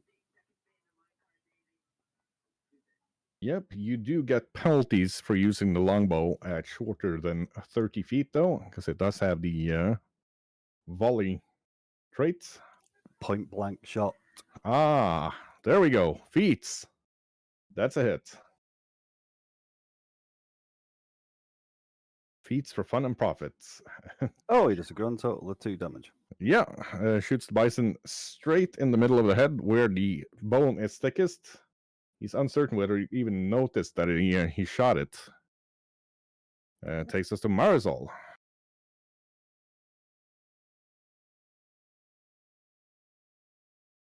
Yeah. I'm gonna have to shoot at the thing that shot me.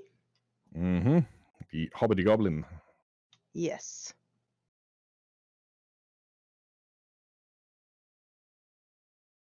Fooch, seems your gunpowder's wet. Yeah, and now my rifle overheats. So I take 5 damage from it, Yep.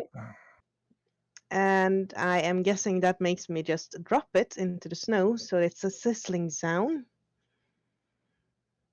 As I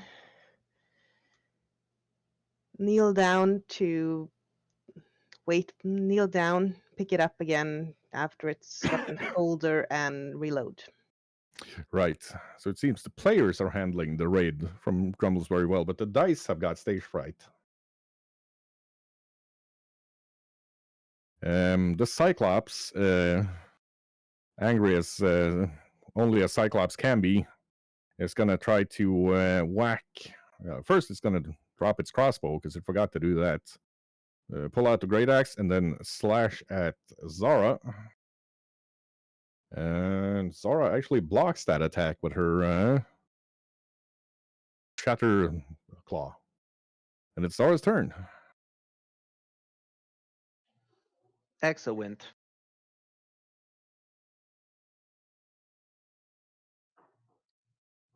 I will attempt to bonk this man. That's a critical.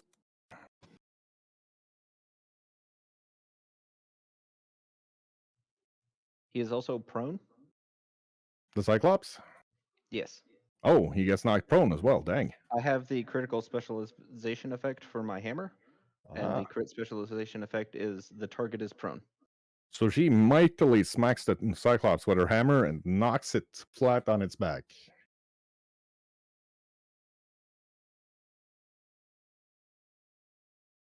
So I will That's a then hit. swing again.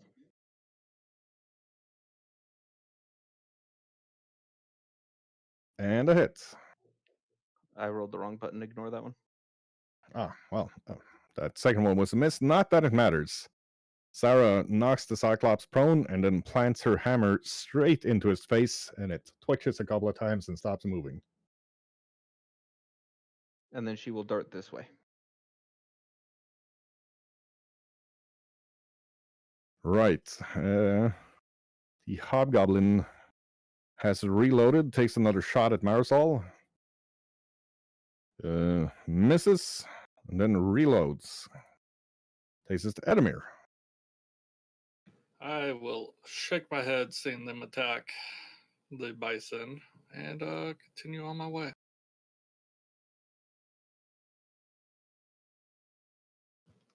I will move there. Whistle to Lyrian.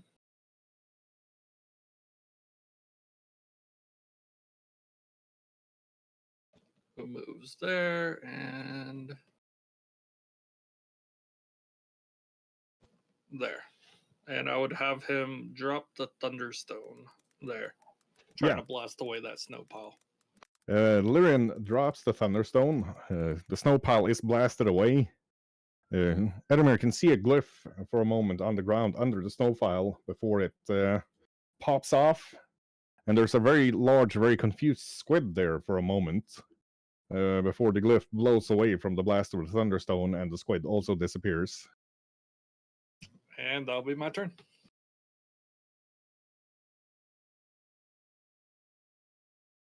Right. Albertine leans over Eodi and like, "Oh, Eodi, are you injured? Are you okay? You must not be more careful. You could have gotten really hurt," she says while splattering his robes with blood from the many puncture wounds from where she's been shot with arrows and crossbow bolts. And that takes us to Mador.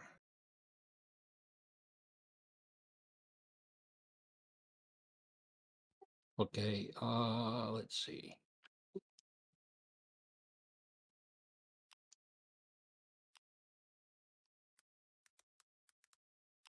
And swing. Back towards the bison. And that is a hit, sir. For 12 damage. See, double move and one hit. So, yeah. Good hit there. The bison is starting to look a bit tired. Estrella's turn. Yes, I have a question, and that is that my underhanded assault is capitalizing on the distraction provided by an ally. Yeah. Now, it usually says adjacent to one, but since it's a ranged fighter and just shot at Marisol, is it still distracted? No, it's a well-trained hobgoblin soldier mercenary. And it's got good awareness about what's happening around it, even though it's shooting at somebody. Okay, because it says capitalizing the distraction by an ally, and I can sneak up on it even if it is observing me. Yeah, it's As though not I went. distracted. Not distracted in that way. All right. Then I am going to shoot another dart at him, trying to poison him. Okay, just don't roll a 1. Trying to. That is a hit. Perfect. So first of all, that is 1 piercing non-lethal. And then you have to do a DC 21 fortitude. That is a failure. All right, then stage 1 is 1d10 poison damage and flat-footed for 1 round. Okay, go ahead, roll your damage.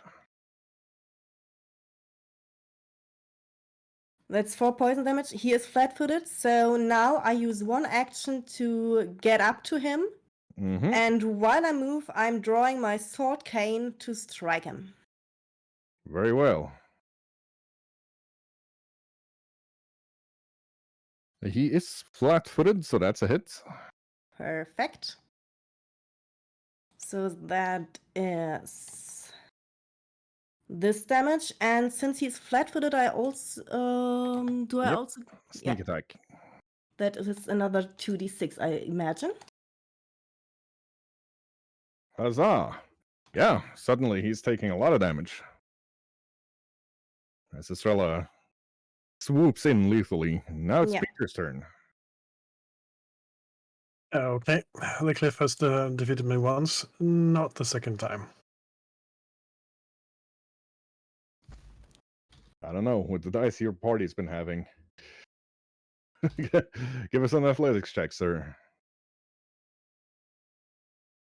Oh, that was close. No, Preacher easily sprints straight up the cliff. Then I take 1 action to pull out a net from the bag of holding, and my last action to grapple him with net. Very well. And that is going to be an athletics check versus a DC of 18. Mm-hmm.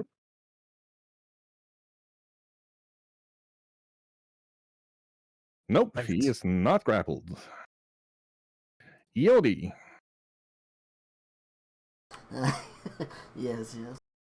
Eody looks down at his frozen feet while Albertine's like doing that whole business, telling him not to get hit. He just looks at her and he says, "I do not understand, you silly person." And he's tugging at his feet to see if there's any way he can get out of the freezing. Yeah, that'll be a flat DC 5 check. Yes. Yeah, he easily tugs his feet loose of the clump of ice that's formed around them. Yes, that was awkward. Maybe try not to catch so many arrows yourself, Albertine. And then I will once more Ray of Frost this bison. Yeah. She seems almost confused for a moment, by his claim that she's been catching too many arrows. Oh! Back to back? So, give me a D100. 50 or lower, it's Mador. 50 or higher, it's Leopold. So that's a hit to Mador. That won't go poorly for me. Mador's back suddenly feels very, very cold as he takes 12 cold damage to the posterior.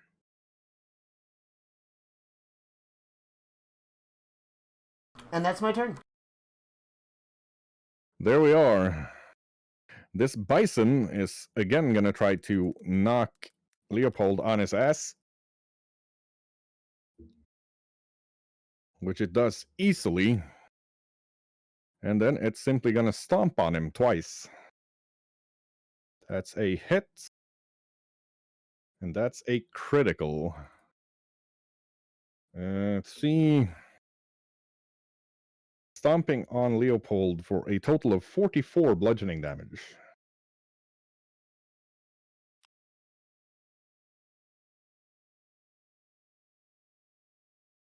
Speaking of, that takes us to Leopold.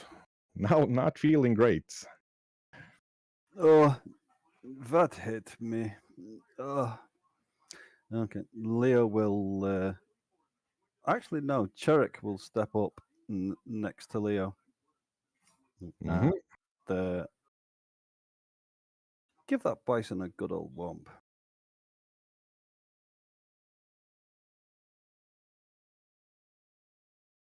Suddenly, bear. That bison is flanked, so Cherrick hits. And takes a good solid chomp out of the bison.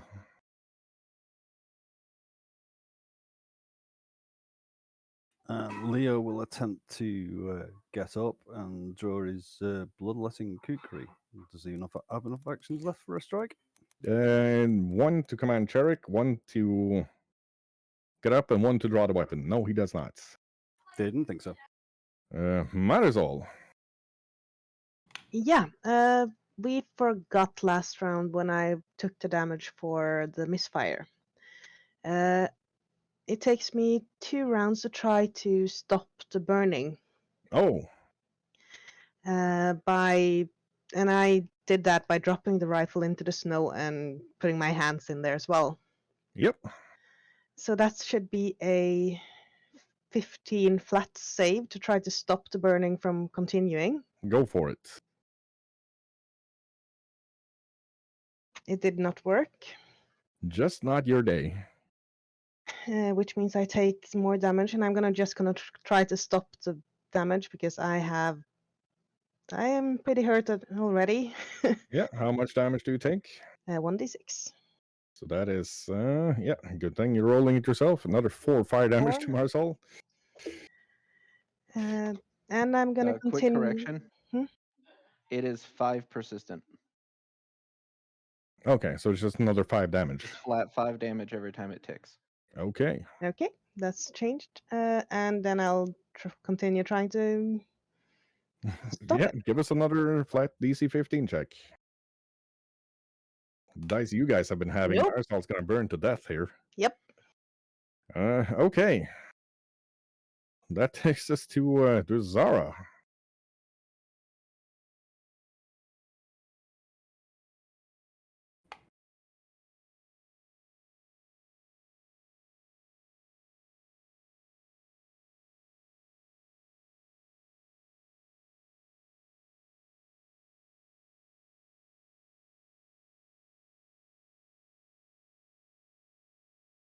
Zara's gonna come back here to her flaming compatriot, who is hot in all of the wrong ways right now. Yep. And can I take an action to attempt to aid her in putting the fire out? I'm going to say yes. Give us another save.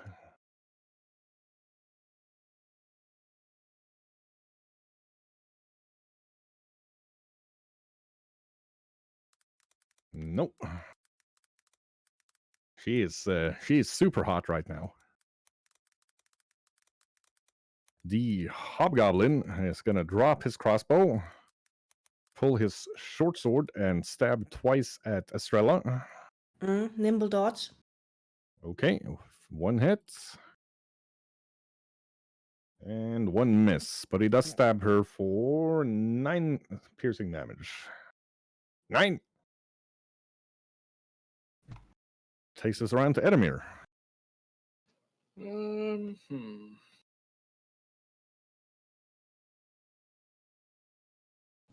We do Let's need an just emote of move 2 up. people fighting over a flaming gun and a snow pile full of Thoranas.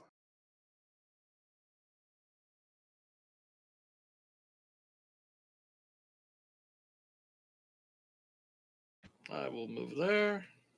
And I will have Lyrium move there. Gotcha.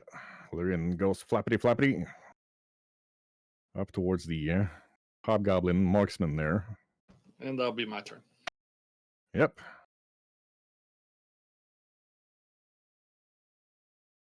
Albertine goes, save Leopold, dead or alive! And then charges up and whacks the bison with her bastard sword for a fair bit of damage. It's not a healthy looking bison at the moment. I would prefer alive, please. Mador, Zabu. Swing, swing, swing. That is a hit. And flank, that's a critical.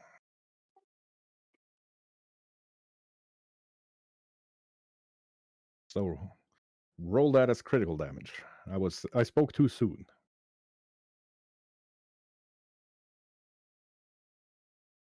There we are. Mador takes the head straight off of the bison.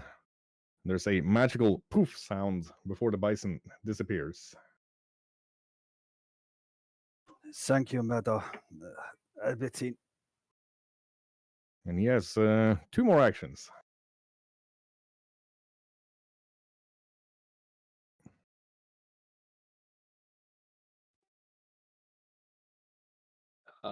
Two more actions. Okay. I'm gonna head toward Eodi, but I'll let him head up around.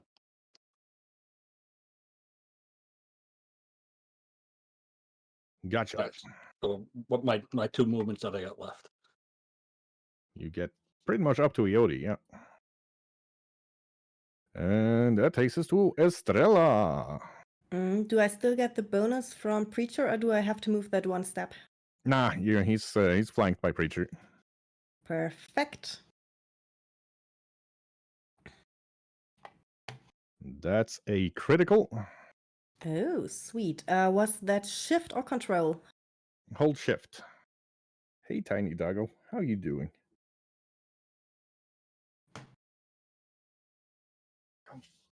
Come say hi to the stream. Yeah, come say hi. So that's the first attack.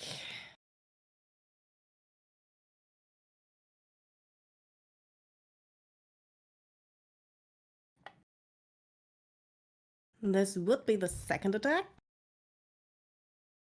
Flanking, that's a hit. Perfect.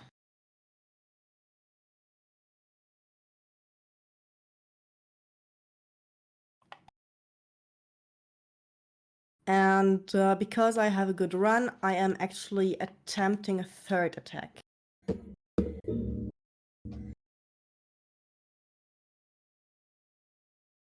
That's a miss. However, with the first 2 attacks, Estrella obviously manages to hit something important, and he falls over dead as a doorknob. Yes. and calm descends on the battlefield, as all enemies have been murderized or driven away. Except I'm still burning. Yeah, we got to deal with that. So, I want to pick my one dart that hit him. I won't find the other one, but can I get that one back? it's bent to the point where it's not going to Okay. be useful anymore. Yeah, give us a flat DC 15. You'll get 3 of them per turn with getting the aid from Zara. I'm going to attempt to see if I can There we take go. care of There it Aberdeen. is. Marisol finally stops burning. I'm gonna head out, take look at Aberdeen and see if I can do some first aid to try and remove these projectiles out of her. Yeah, she's standing like bleeding quite a bit. She was hit by something like 7 arrows and 4 crossbow bolts.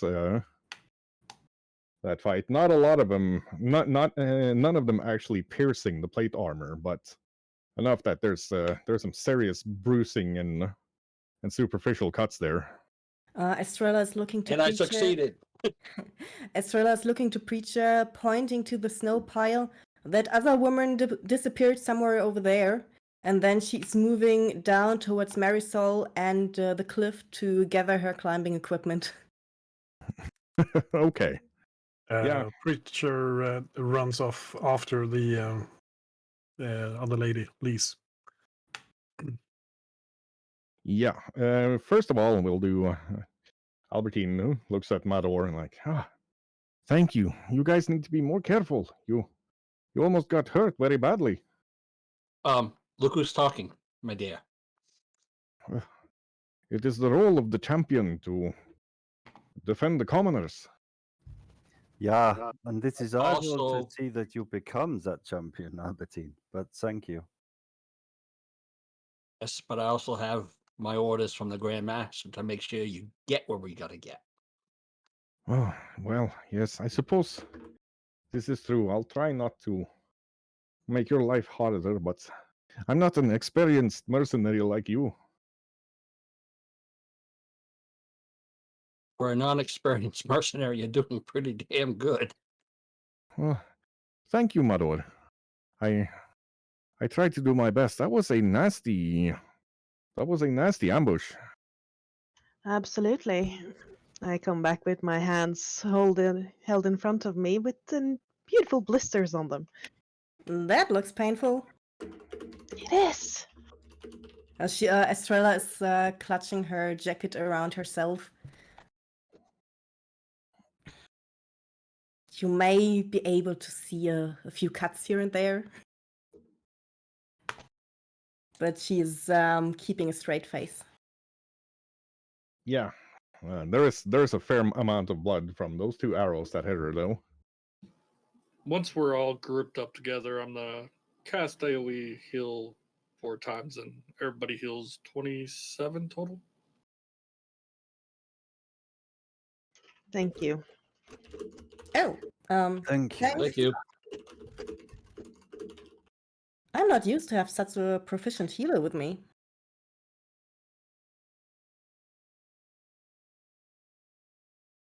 Certainly handy. Taking all my spell slots. Shakes my head. Could have just slapped mud on all of the wounds. Seems to work the rest of the time. Yeah. I seriously wouldn't mind some mud on these hands right now. Right. Albertine looks at the group and like, we should follow her. Make certain that her evil cannot affect anybody else. Hey, where's Preacher? And on Uh-oh. that note, we've been going for 3 hours without a break, so we're going to take 10 minutes, and we'll be back in 21:10. We'll be back, so people get a bonus 30 seconds. See ya. This is the time for popcorn. See you in a moment. Bye.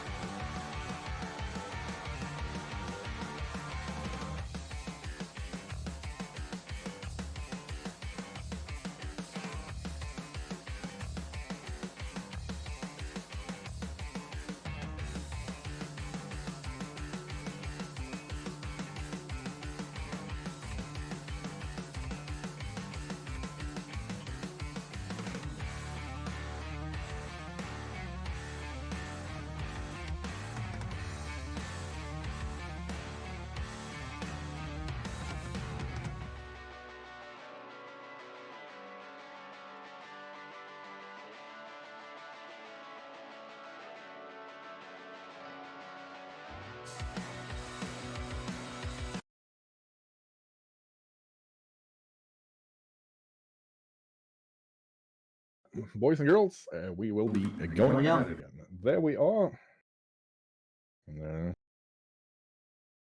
the fight is over. She said, "Hey, where's Preacher?"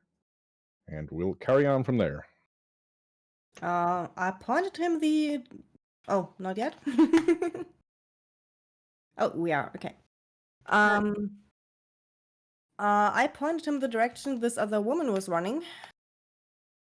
I will hunter's mark her and start looking for tracks.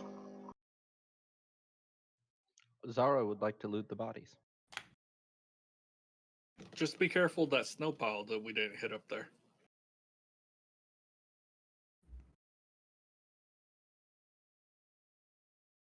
Looting the bodies on the two Cyclopes and the Hobgoblin.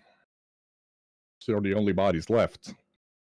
Sarah finds assorted the bobs and bits, rations she probably doesn't want to touch, that sort of thing. But all of them have a little pouch made of what Sarah's pretty certain is human skin.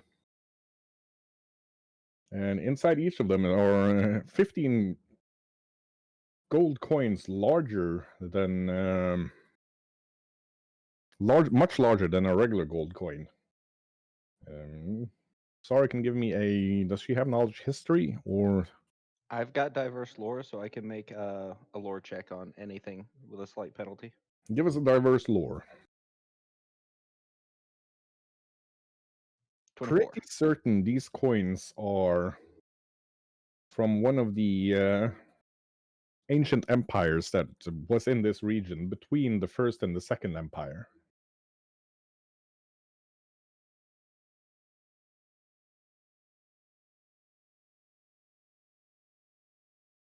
She'd have to hit the library or hit a big library to find out what race it was, but these coins are probably worth about 5 gold each to a collector, or 2 gold each just for their gold weight.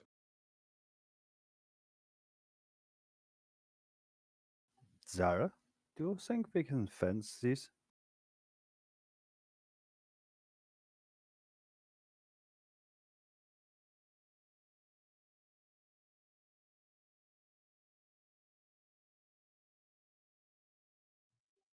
That would depend on where we're at. At a mining village in the middle of nowhere in the mountains? No. No, obviously, we would have to hang on to them until we get to a major city, yeah? Gold's gold. It'll sing to anyone with eyes to see. I was just curious.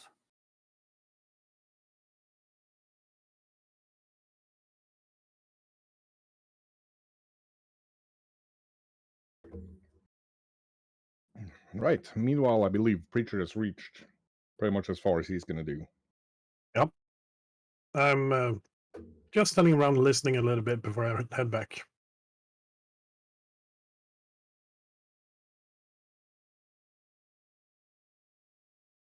So I get a 19. I'm trying to follow her steps. Yeah, in that case, you'll be the first person to find the Preacher. I'm gonna wait for the others. I'm not gonna go there alone. Okay.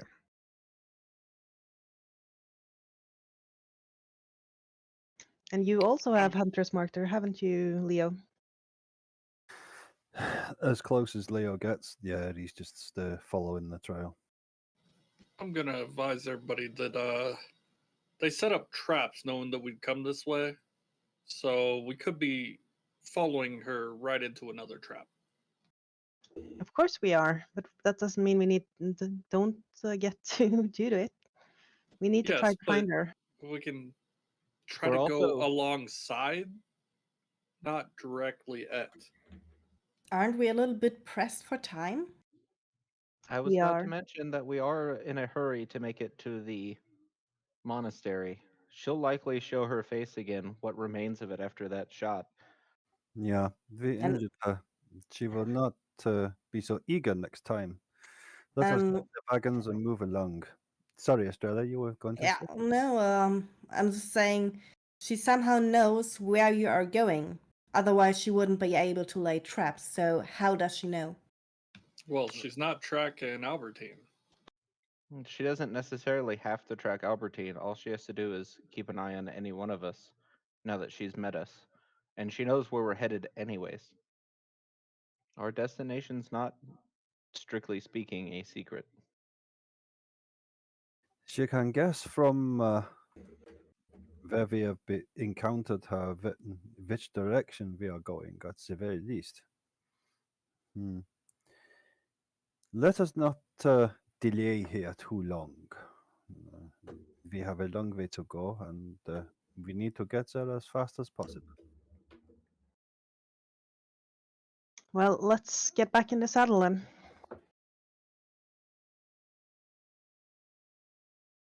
I think my ribs are good enough to get back on the horse.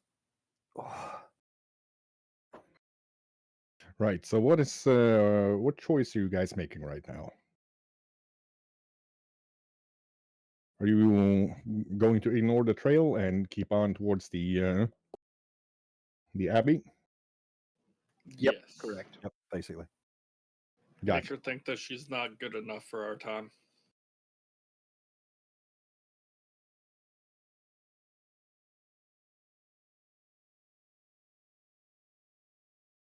Gotcha.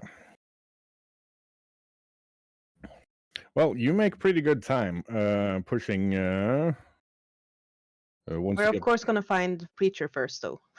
Yeah, I return before long. yeah. That's I can't do much more out there.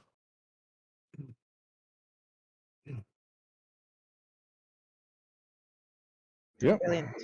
You make pretty good time.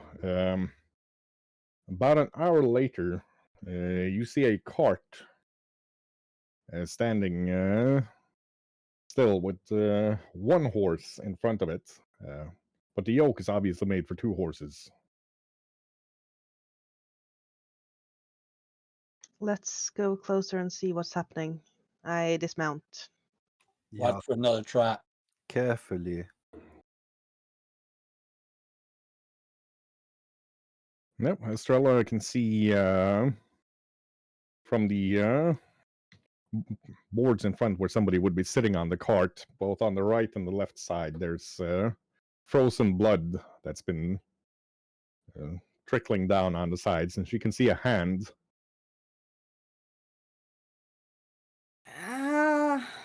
I'm afraid that person was attacked. I don't know if that hand is still attached. Have to take a look. Let us creep closer very carefully. I'll cover you. Leo's going to approach the cart. Right. Anybody doing stealth? Give me stealth. Where's the rest of you when this is happening? What time of day is this? Now we're heading towards 6 o'clock. The sun has gone down. It is dark. You do have a light of a, well, almost full moon.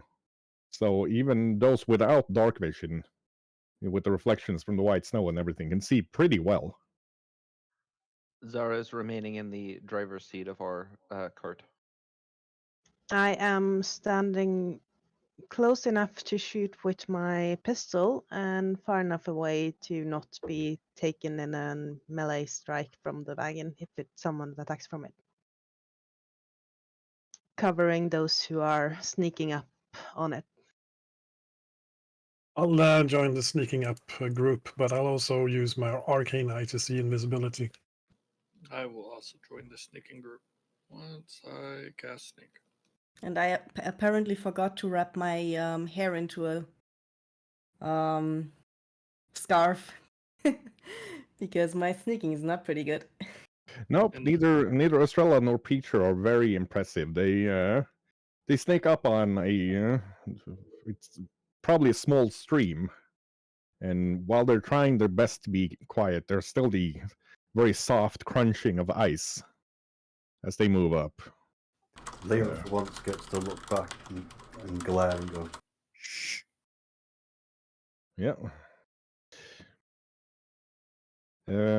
Moving up, you can see two half elves, a man and a woman.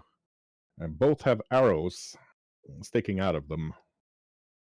And empty eyes staring out into the darkness with a light covering of snow starting to cover their bodies. Between where they've been sitting, from the looks of it, they must be traders. Their clothes are fairly nice. And you can see both of them have had crossbows in their laps. They doesn't look like they ever actually moved them. Leo will very gently reach out and close their eyes and reach inside his tunic. And then you hear an ungodly racket as an Arctic fox that's been sneaking up manages to find 3 brass kettles that have fallen off the wagon and kicked them over. It's a 13 for him, actually. Yeah. Yeah, still a racket. Now, bitch. Get on here. You can also see that in between these two adults are blankets enough for 2 small persons. I think they had children with them. Yes. I'm afraid so. Check the scene, see if we can see any signs of them.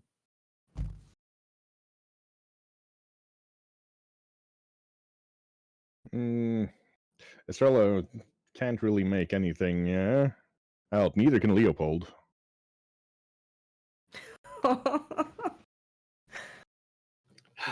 Edamir's busy glaring at the brass kettles that snuck up on him rudely like that. But How rude. Creature, they, please. they are already covered in snow a bit. I don't know how long they're dead. The Yeah. blood is frozen as well. Preacher comes up and notices that one of the horses has been unbound And Mador, not known for his tracking skills necessarily, actually picks up the trail that somebody has expertly tried to hide by tying some sort of device behind the horse. You can see it going deeper into the mountains. Is it heading in the direction we're going anyway? No, this would be going off on a tangent. This would be to the west of, or a direct west where you want to go, direct north. Is the other horse dead or alive? I don't The other know. horse is alive, but it's very spooked. It's gonna need a calming hand to. Edamir, can you calm the I've horse got down, this. please? Good man. Maybe. Watch the fox get his head caved in by a horse now. Not like he's a druid or anything. I think we will have to leave that trail. It is not going where we want to go. But it could be the kids. I If know. they manage to escape, We need then to they find them. help. We can afford a little time, but only a little. I mean, children understanding complicated ways of hiding trails is doubtful. Unlikely, yes. It could have been the parents somehow before they died. Sending them yes. off if they were ambushed. Yes. Without even having time to take the crossbows off their lap? Maybe that was If- why they didn't take them. Exactly. If they were prioritizing saving the kids, we can't see the kids anywhere, and there's definitely children here. So And they definitely died in their seats. Very well. We will look for 1 hour, no longer. If we cannot find them by then, we cannot go too far off our trail. well, then you and I are the best trackers. We should try to find them. Oh, Agreed. Mador's already actually picked up the trail. Ah, brilliant. Then we There's will just a follow trail them. of blood here. Yeah, if you Quickly can. then.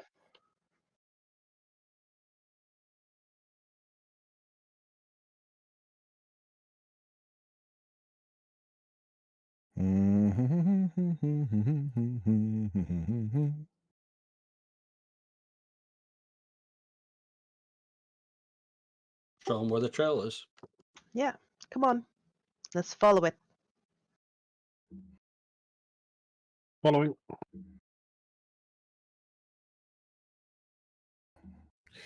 Right. Why exactly are we following this trail? To find the Children. They potential have a kids. terrible hero instincts. I mean, you say that as if it is something's wrong.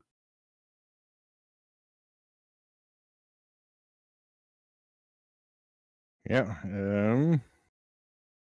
Albertine looks over at Mador as they're riding next to one another, and I know this puts you in terrible danger, my friend, but we cannot let the children be taken alone somewhere. I understand. How do we know that the children were taken? We don't, but unless we find their bodies, we must look at least for a little while.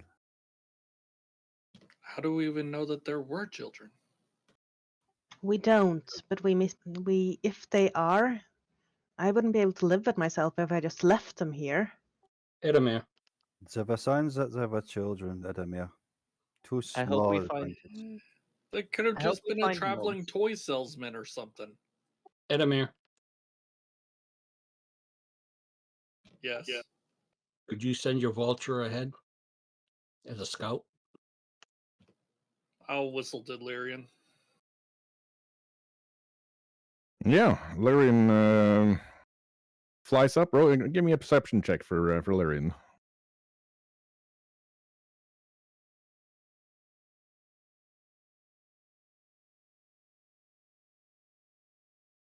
Oh yeah, Lyrian comes back. And, reports that there are definitely there's a camp up there with some sort of lady and some nasty, smelly, unpleasant things and some dead things. Yeah, there's a camp up there, I guess. There's some smelly dead things.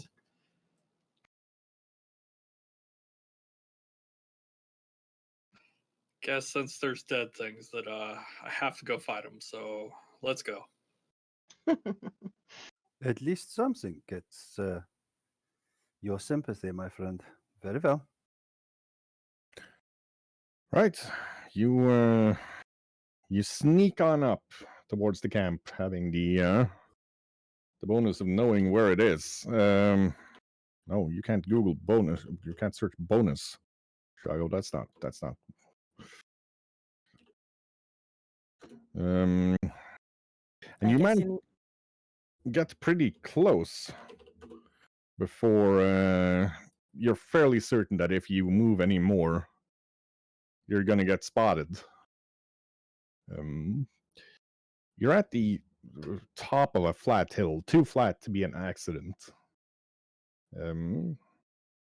Probably wouldn't never have found this place if it wasn't for the fact that you knew you wanted to go in this direction, and Lyrian scouted from up high.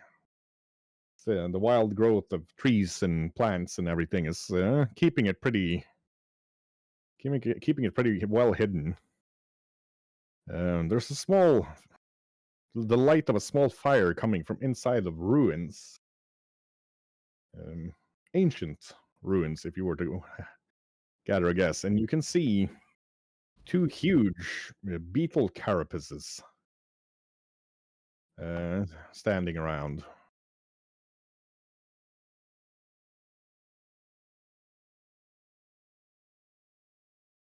In addition to two undead soldiers with the red, unpleasant light of unnatural life glowing out of their mouth and eyes.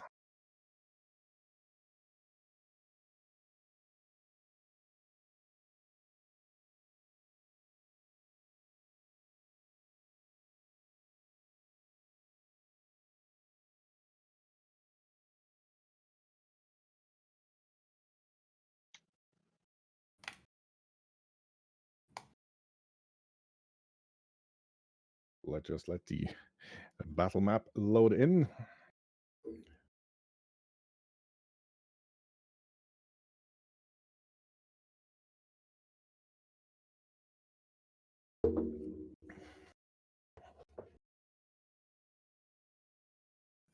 From inside, you can hear a voice like raspy and like sand sliding down a metal grate. Like, mercenary, don't think these two little offerings you brought will save you from the consequences of your failure. I'd heal your wounds, but I'll leave you to suffer until the morning, so you may learn from your mistakes. Now, guard this camp and don't let anybody come down into the site. Yeah, you hear an elven voice go on. I'm sorry, Master. I'll make certain to capture the Anointed One next time. Just don't hurt my family.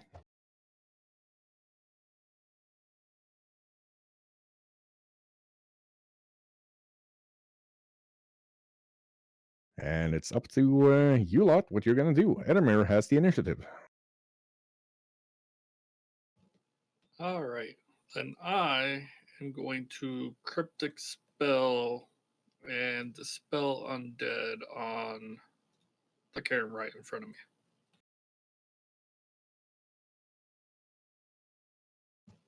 So I'm gonna try to hide my magic and just natural sounds. So it's a perception check against my nature check. Ooh. Sneaky. Give us a nature check, sir.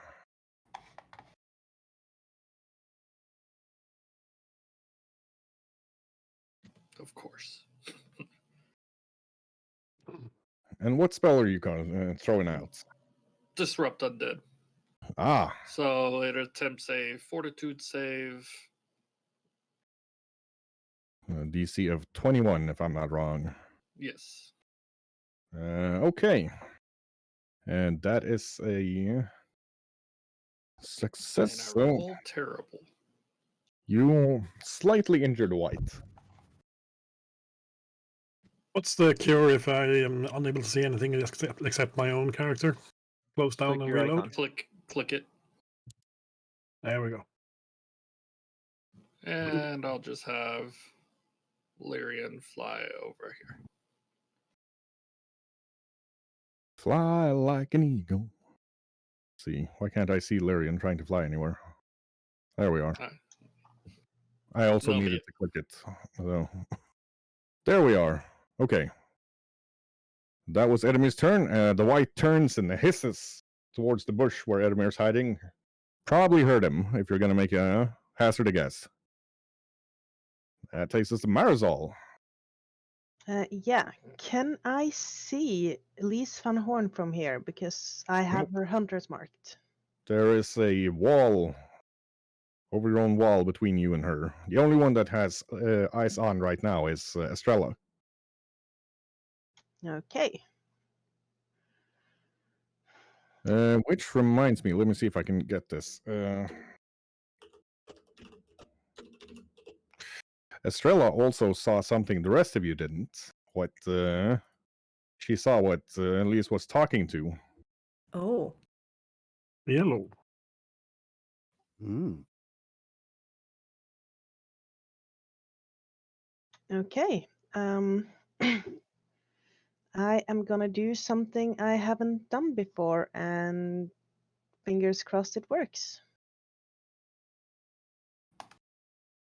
I activate both things on my Iris of the Sky. So I will both have the advantage roll, and I will add the solar energy housed in the ruby to release, which means that all the damage I will do if I hit is gonna be fire damage. And it'll also take 1d6 extra fire damage and 1d6 persistent fire damage if I hit. Okay. And what are you planning on shooting? I am planning to shoot the white straight in front of Estrella. Okay, go for it.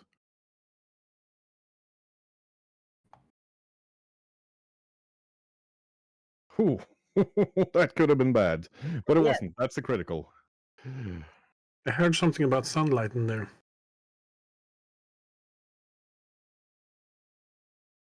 Not the proper sunlight effect, just fire. Fire. She shoots that thing, and it definitely catches fire. Wow, that's a lot of damage in one go. And 4 persistent. So that is 43 damage and 4 persistent. Yeah, that white lights up like a Christmas candle as Marisol just gets up from behind her bush and fires what looks like a line of just bright fire into it. Or a small laser, if you're a Battletech fan. That takes us to Mador. I'm also going to reload it Yep. and replace it on my back and pull out my pistol. Gotcha.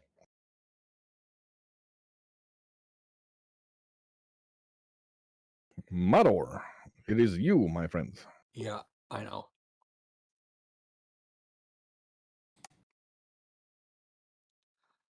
Oh shit. Gonna try and get to this wagon right here. Yeah, you have no problem moving through that bush. I'm gonna set up defense. Gotcha. Set the glaive. Set the glaive. Set to receive charge. Very well, and that takes us to Leopold.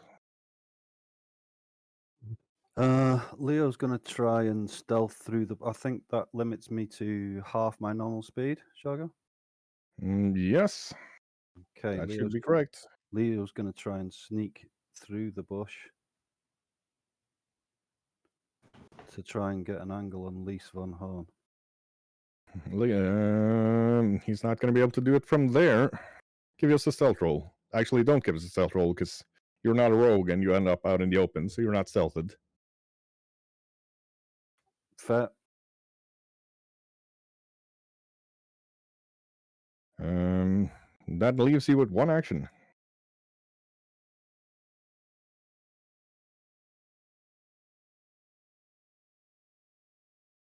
We'll try a shot at that near the scarab thing. Go for it, sir.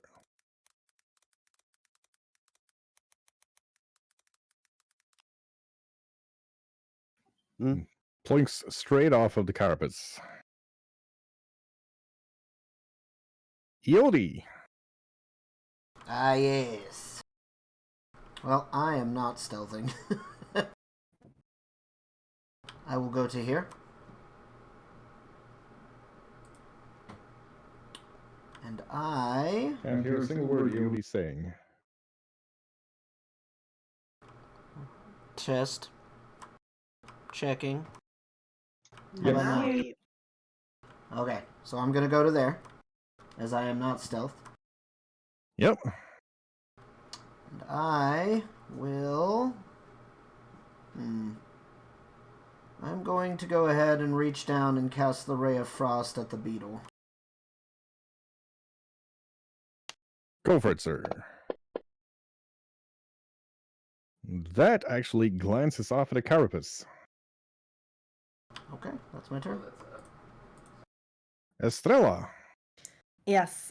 Since I saw and heard this ecclesiarch person, in that moment I saw him and saw that he's her boss. I want to mark him for death. Okay, he's marked for death. And that's 3 actions. Okay, gotcha. That takes us to these bros. This beetle is just gonna scutter up on over to see. Does not actually have reach, does it? No. Skull up to Leopold. And it's gonna do its best to bite him with a mandible. That is a hit for 18 piercing damage. And then Leopold is also grabbed by the mandibles.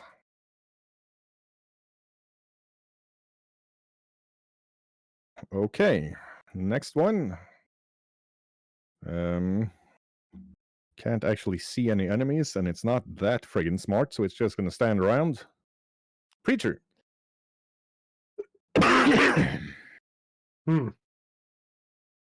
All right. This is going to be a bit of a preparatory round, unfortunately. Stoke Flame stance. Then I'm going to run up to. No, that was wrong. All the way up to the beetle. But it's a 4-5 move, so it's going to cost me my remaining 2. Yep, gotcha. Zara.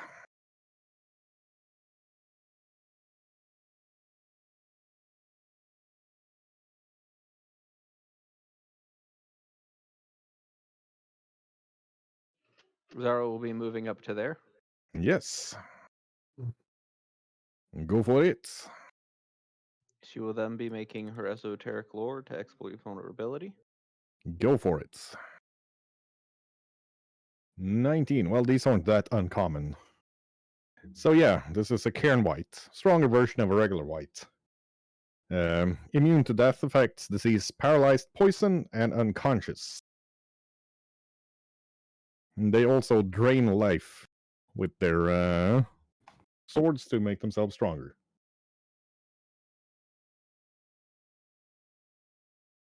And that's a critical. My third action is going to be smash. Yes. That is a solid smash. Zara just knocks it straight on its ass and does a metric ton of damage. 36 damage, and he is prone. Yep. It's the white's turn. It's going to use the first turn to get up. And then it starts singing a low haunting melody. That's going to be a DC 21 save for everybody within 50 feet of it. So Zara, Cherik, and Edamir. The What white save? I'm in front of is doing it. Yep, the one in front of Zara. It rose up and started singing. What type of save? Will save, DC 21.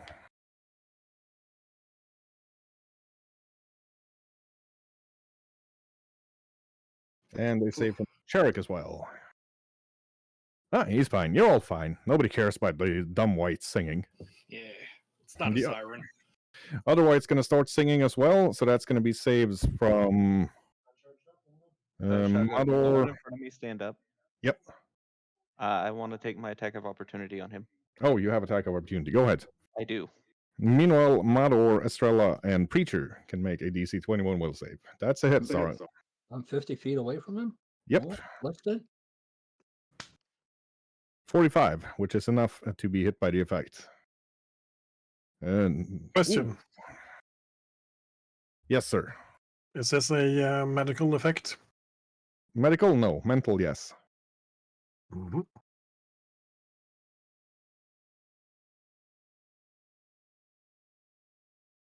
If it would have been medical, then it would have been different. There we go. So, and no, not Leopold. Estrella made her save, so, but Mador. Mador, though, has bravery, so he doesn't care about Frightened One being a fighter. Good to know. Forgot about that. Me too. And you hear Lise Van Horn as she moves up onto the corner here going, "No! You can't be here! You have no idea what they'll do to my family!" And then she shoots twice at Mador, who has half cover.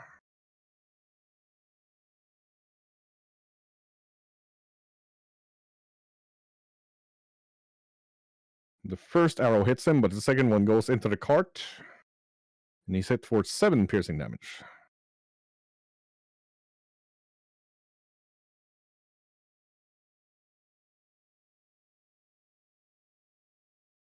Albertine goes, "We shall save these children and smite these monsters before they can hurt anybody else." And then she goes up and completely ineffectually whacks that beetle twice. Taking us all the way around to Edamir. All right, I'm going to disrupt undead again. Same target?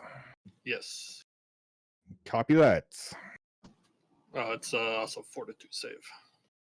Yeah, Edamir reaches into the primal realm and pulls out pure life force, and the white in front of Zara crumbles to dust. And then I'm going to have Lyrian move there and attack. Go for the eyes. Go for the eyes, Lyrian. Go for the eyes. Yes. He's a miniature giant space vulture. Yes.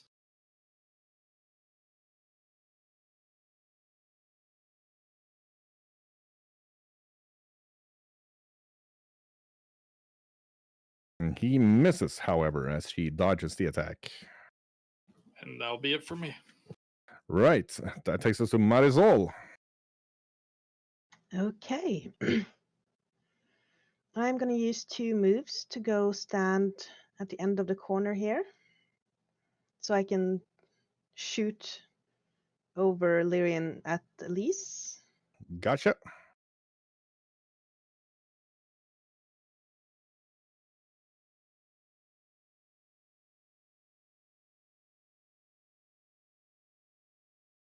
And that's a hit. And then I'm also gonna try to knock her on her ass with my whip. Go for it.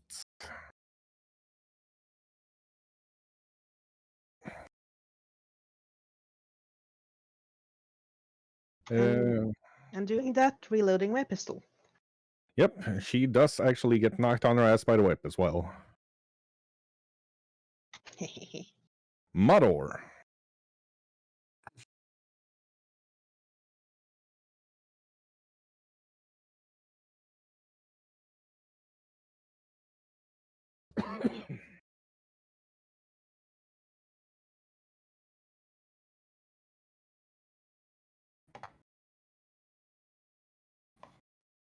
Yep, And, that's and one swing. move.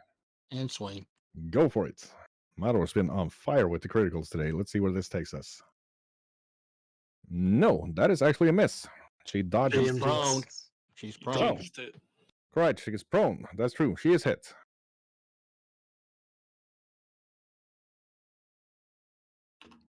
A second attack. That, however, is a clear miss as she rolls to the side. Leopold, he is grappled. Okay, first thing first. Turek is going to use his free action to move to Zara, going for the familiar, the young little bear. Right, what does Leo have to do to get ungrappled? Does he have escape artist? I wish. Then it's going to be an opposed athletics check. Okay.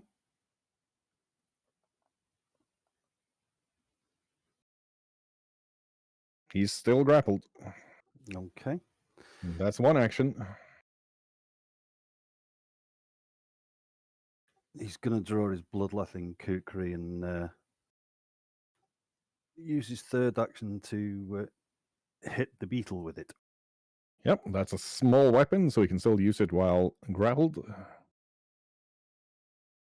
But only scratches the beetle's carapace, doesn't actually injure it. And that takes us to Eodi.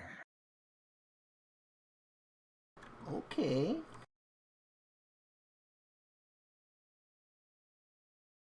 Yodi will shuffle up to here. Shuffle, shuffle. Yep. And I would like to... Hold on, let me check this. I'm going to do a 2-action Scorching Ray, one to Lee's and one to the Karen White. Gotcha. First roll's for her. The second roll's for the White, obviously. Well, misses her, but criticals the Karen White.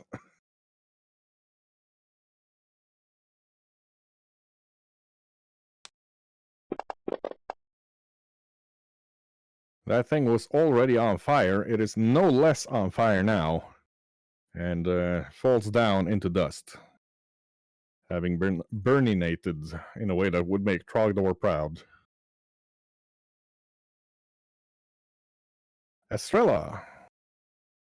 Since the ride is dead, and Leopold is in quite a predicament, I'm giving up my stealth, moving next to the beetle to flank it with Albertine, Mm-hmm.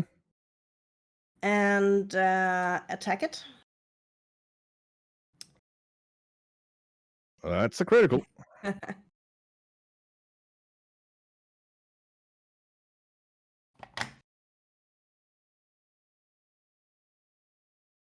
For good solid amount of damage. I am going to attack it another time, and I am shouting to the others. There's a bad-looking priest down there, I think. That's a hit. Still have sneak attack, because it is flanked. Nice.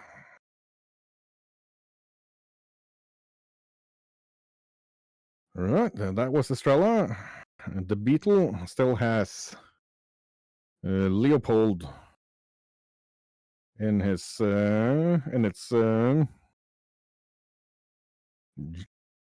mandibles, so I'm going to need 3 DC 24 fortitude saves from Leopold.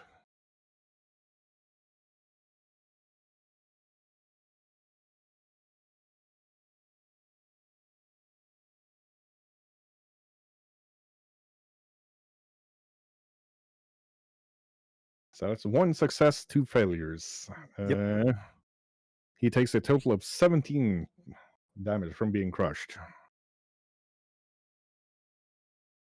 The other beetle goes and skitters down. Cherik is bigger than Sara, so it's going to attack Cherik. And bites Cherik with the mandibles for 12 damage. And then it's going to try to grab him. Let's see, what is Cherik's athletics? Pretty good, but not fantastic. And Cherik is caught between the mandibles of that beetle. Preacher! Well, I'm not liking the crunching sounds of the ribs or leaders, so I'll try and start up a key strike here and see if I can kill this guy. Flurry of blows.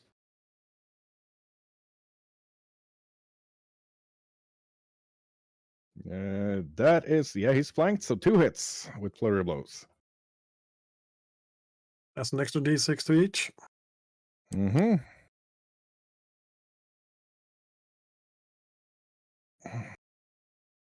Did that last one just vanish? Yes, it does. That happens.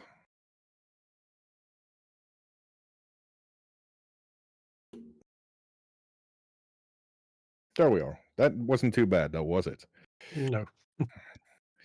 Uh, A third strike yes, go for it, sir. with a powerful fist. That is a miss. Bounces You off sure? the beetle's carcass. I have a +1 and a +2 for flank, so 25 actually. Oh, with the +1 as well. That's a hit. If I'm using the key strike, that's a +1 to hit. I wasn't aware there was a key strike there as well. Yep. That's the My extra bad. d6. And yeah, Preacher sprints up and just pulverizes that beetle carapace. Zara. He's a 5-foot step away from me, right? Yes, that's correct. I'll take that 5-foot step, and then I will do an esoteric knowledge on it. Go for it. You've read about these things. They are nasty. Standard undead immunities, death effects, disease, mental, paralyzed, poison, unconscious, but also resistant to cold, electricity, fire, piercing, and slashing. And they can fly. They just haven't shown that off yet. No weakness? No clear weakness, no. Then we'll make one. Big hammers seem to be effective. Fists.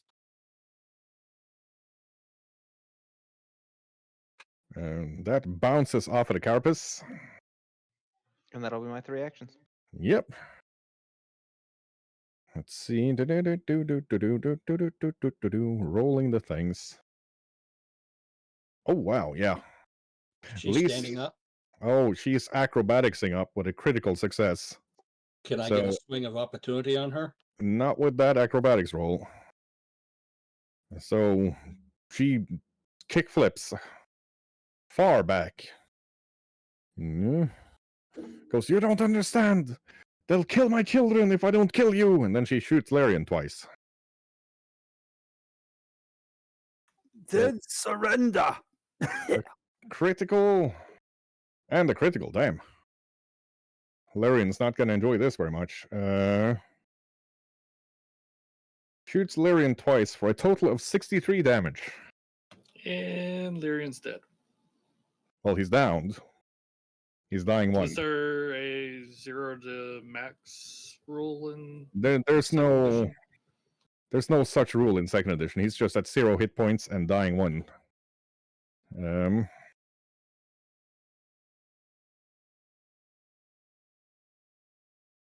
You're a bit tougher in second edition than you were in earlier systems. That takes us to Albertine. Here goes Lyrian. No! And sprints up and heals Lyrian for 30.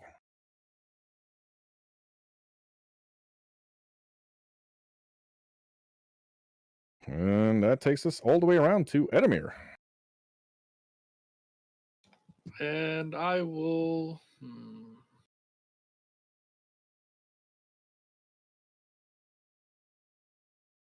What do I want to do?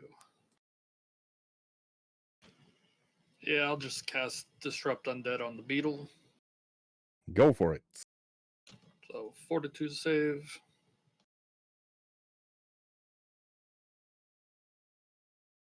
And that is successful, but still, fair amount of damage to the beetle. You can see a lot of the what's it called? Yeah, Carapace? carapace just kind of falling off into sand or dust. And Lyrian, being upset, will fly over and peck.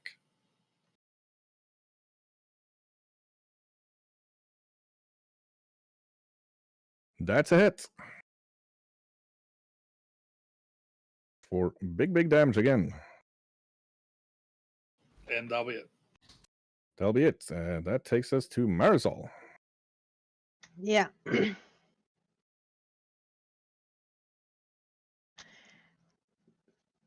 Then you have one chance to surrender.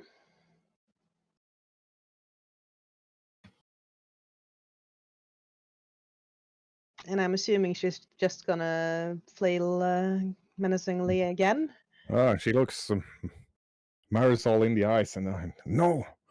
If I surrender, they'll be killed instantly. Somebody needs to save them. Then tell me about them while I kill you. She well, she seems ready to say something, but she's also pointing her or swinging her bow towards Marisol. Yeah, well, I'm gonna shoot her first.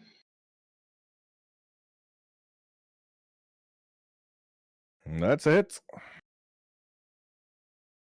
You fought her before. You're pretty certain she could have easily dodged that shot. Yep. What? Marisol shoots her through the chest. As that happens, the beetle falls to dust. Lise staggers up to Marisol and like, thank you. And then pulls a locket loose from around her neck and places it in Marisol's hands before falling over and dying. I'll find them. Was she a drow? Half drow. And on that note, see, that seems to me like a good place to end the session for today. We will be back next Sunday at 1800 CET, and you're going to have to math that to other time zones. Those who are hanging around and want to see us next week, feel free to drop a follow. We are also on YouTube with the Pathfinding Adventures channel, where we put up all episodes on Mondays. So tomorrow evening, the full episode of this session will be up. For now, however, let's thank our players and streamers, the fantastic Tolmar, our streamer who does all of the technical work to make things happen here. Please, he also streams at twitch.tv/Tolmar. Go drop him a like and a follow. Xian Kaisi is also a streamer, so drop her a like and a follow over at twitch.tv/Xian Kaisi. And the rest of our fantastic players, Lanavar as Preacher, Finn McCorbus as Leopold, Quinars as Sarah, Erwin as Marigold, F. Captain Bonti as Mador, and Edamir as Edamir. So that's all for now. You all stay safe, stay healthy, and be well, and we will see you all next Sunday. Bye. Have a good one. Bye. Now let's let Tolmar find somebody to raid.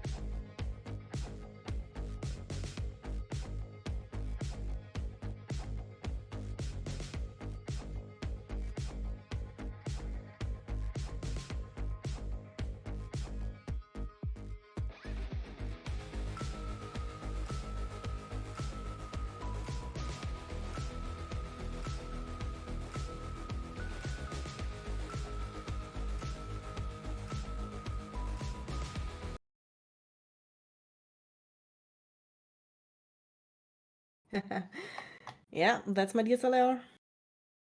Yep, you're looking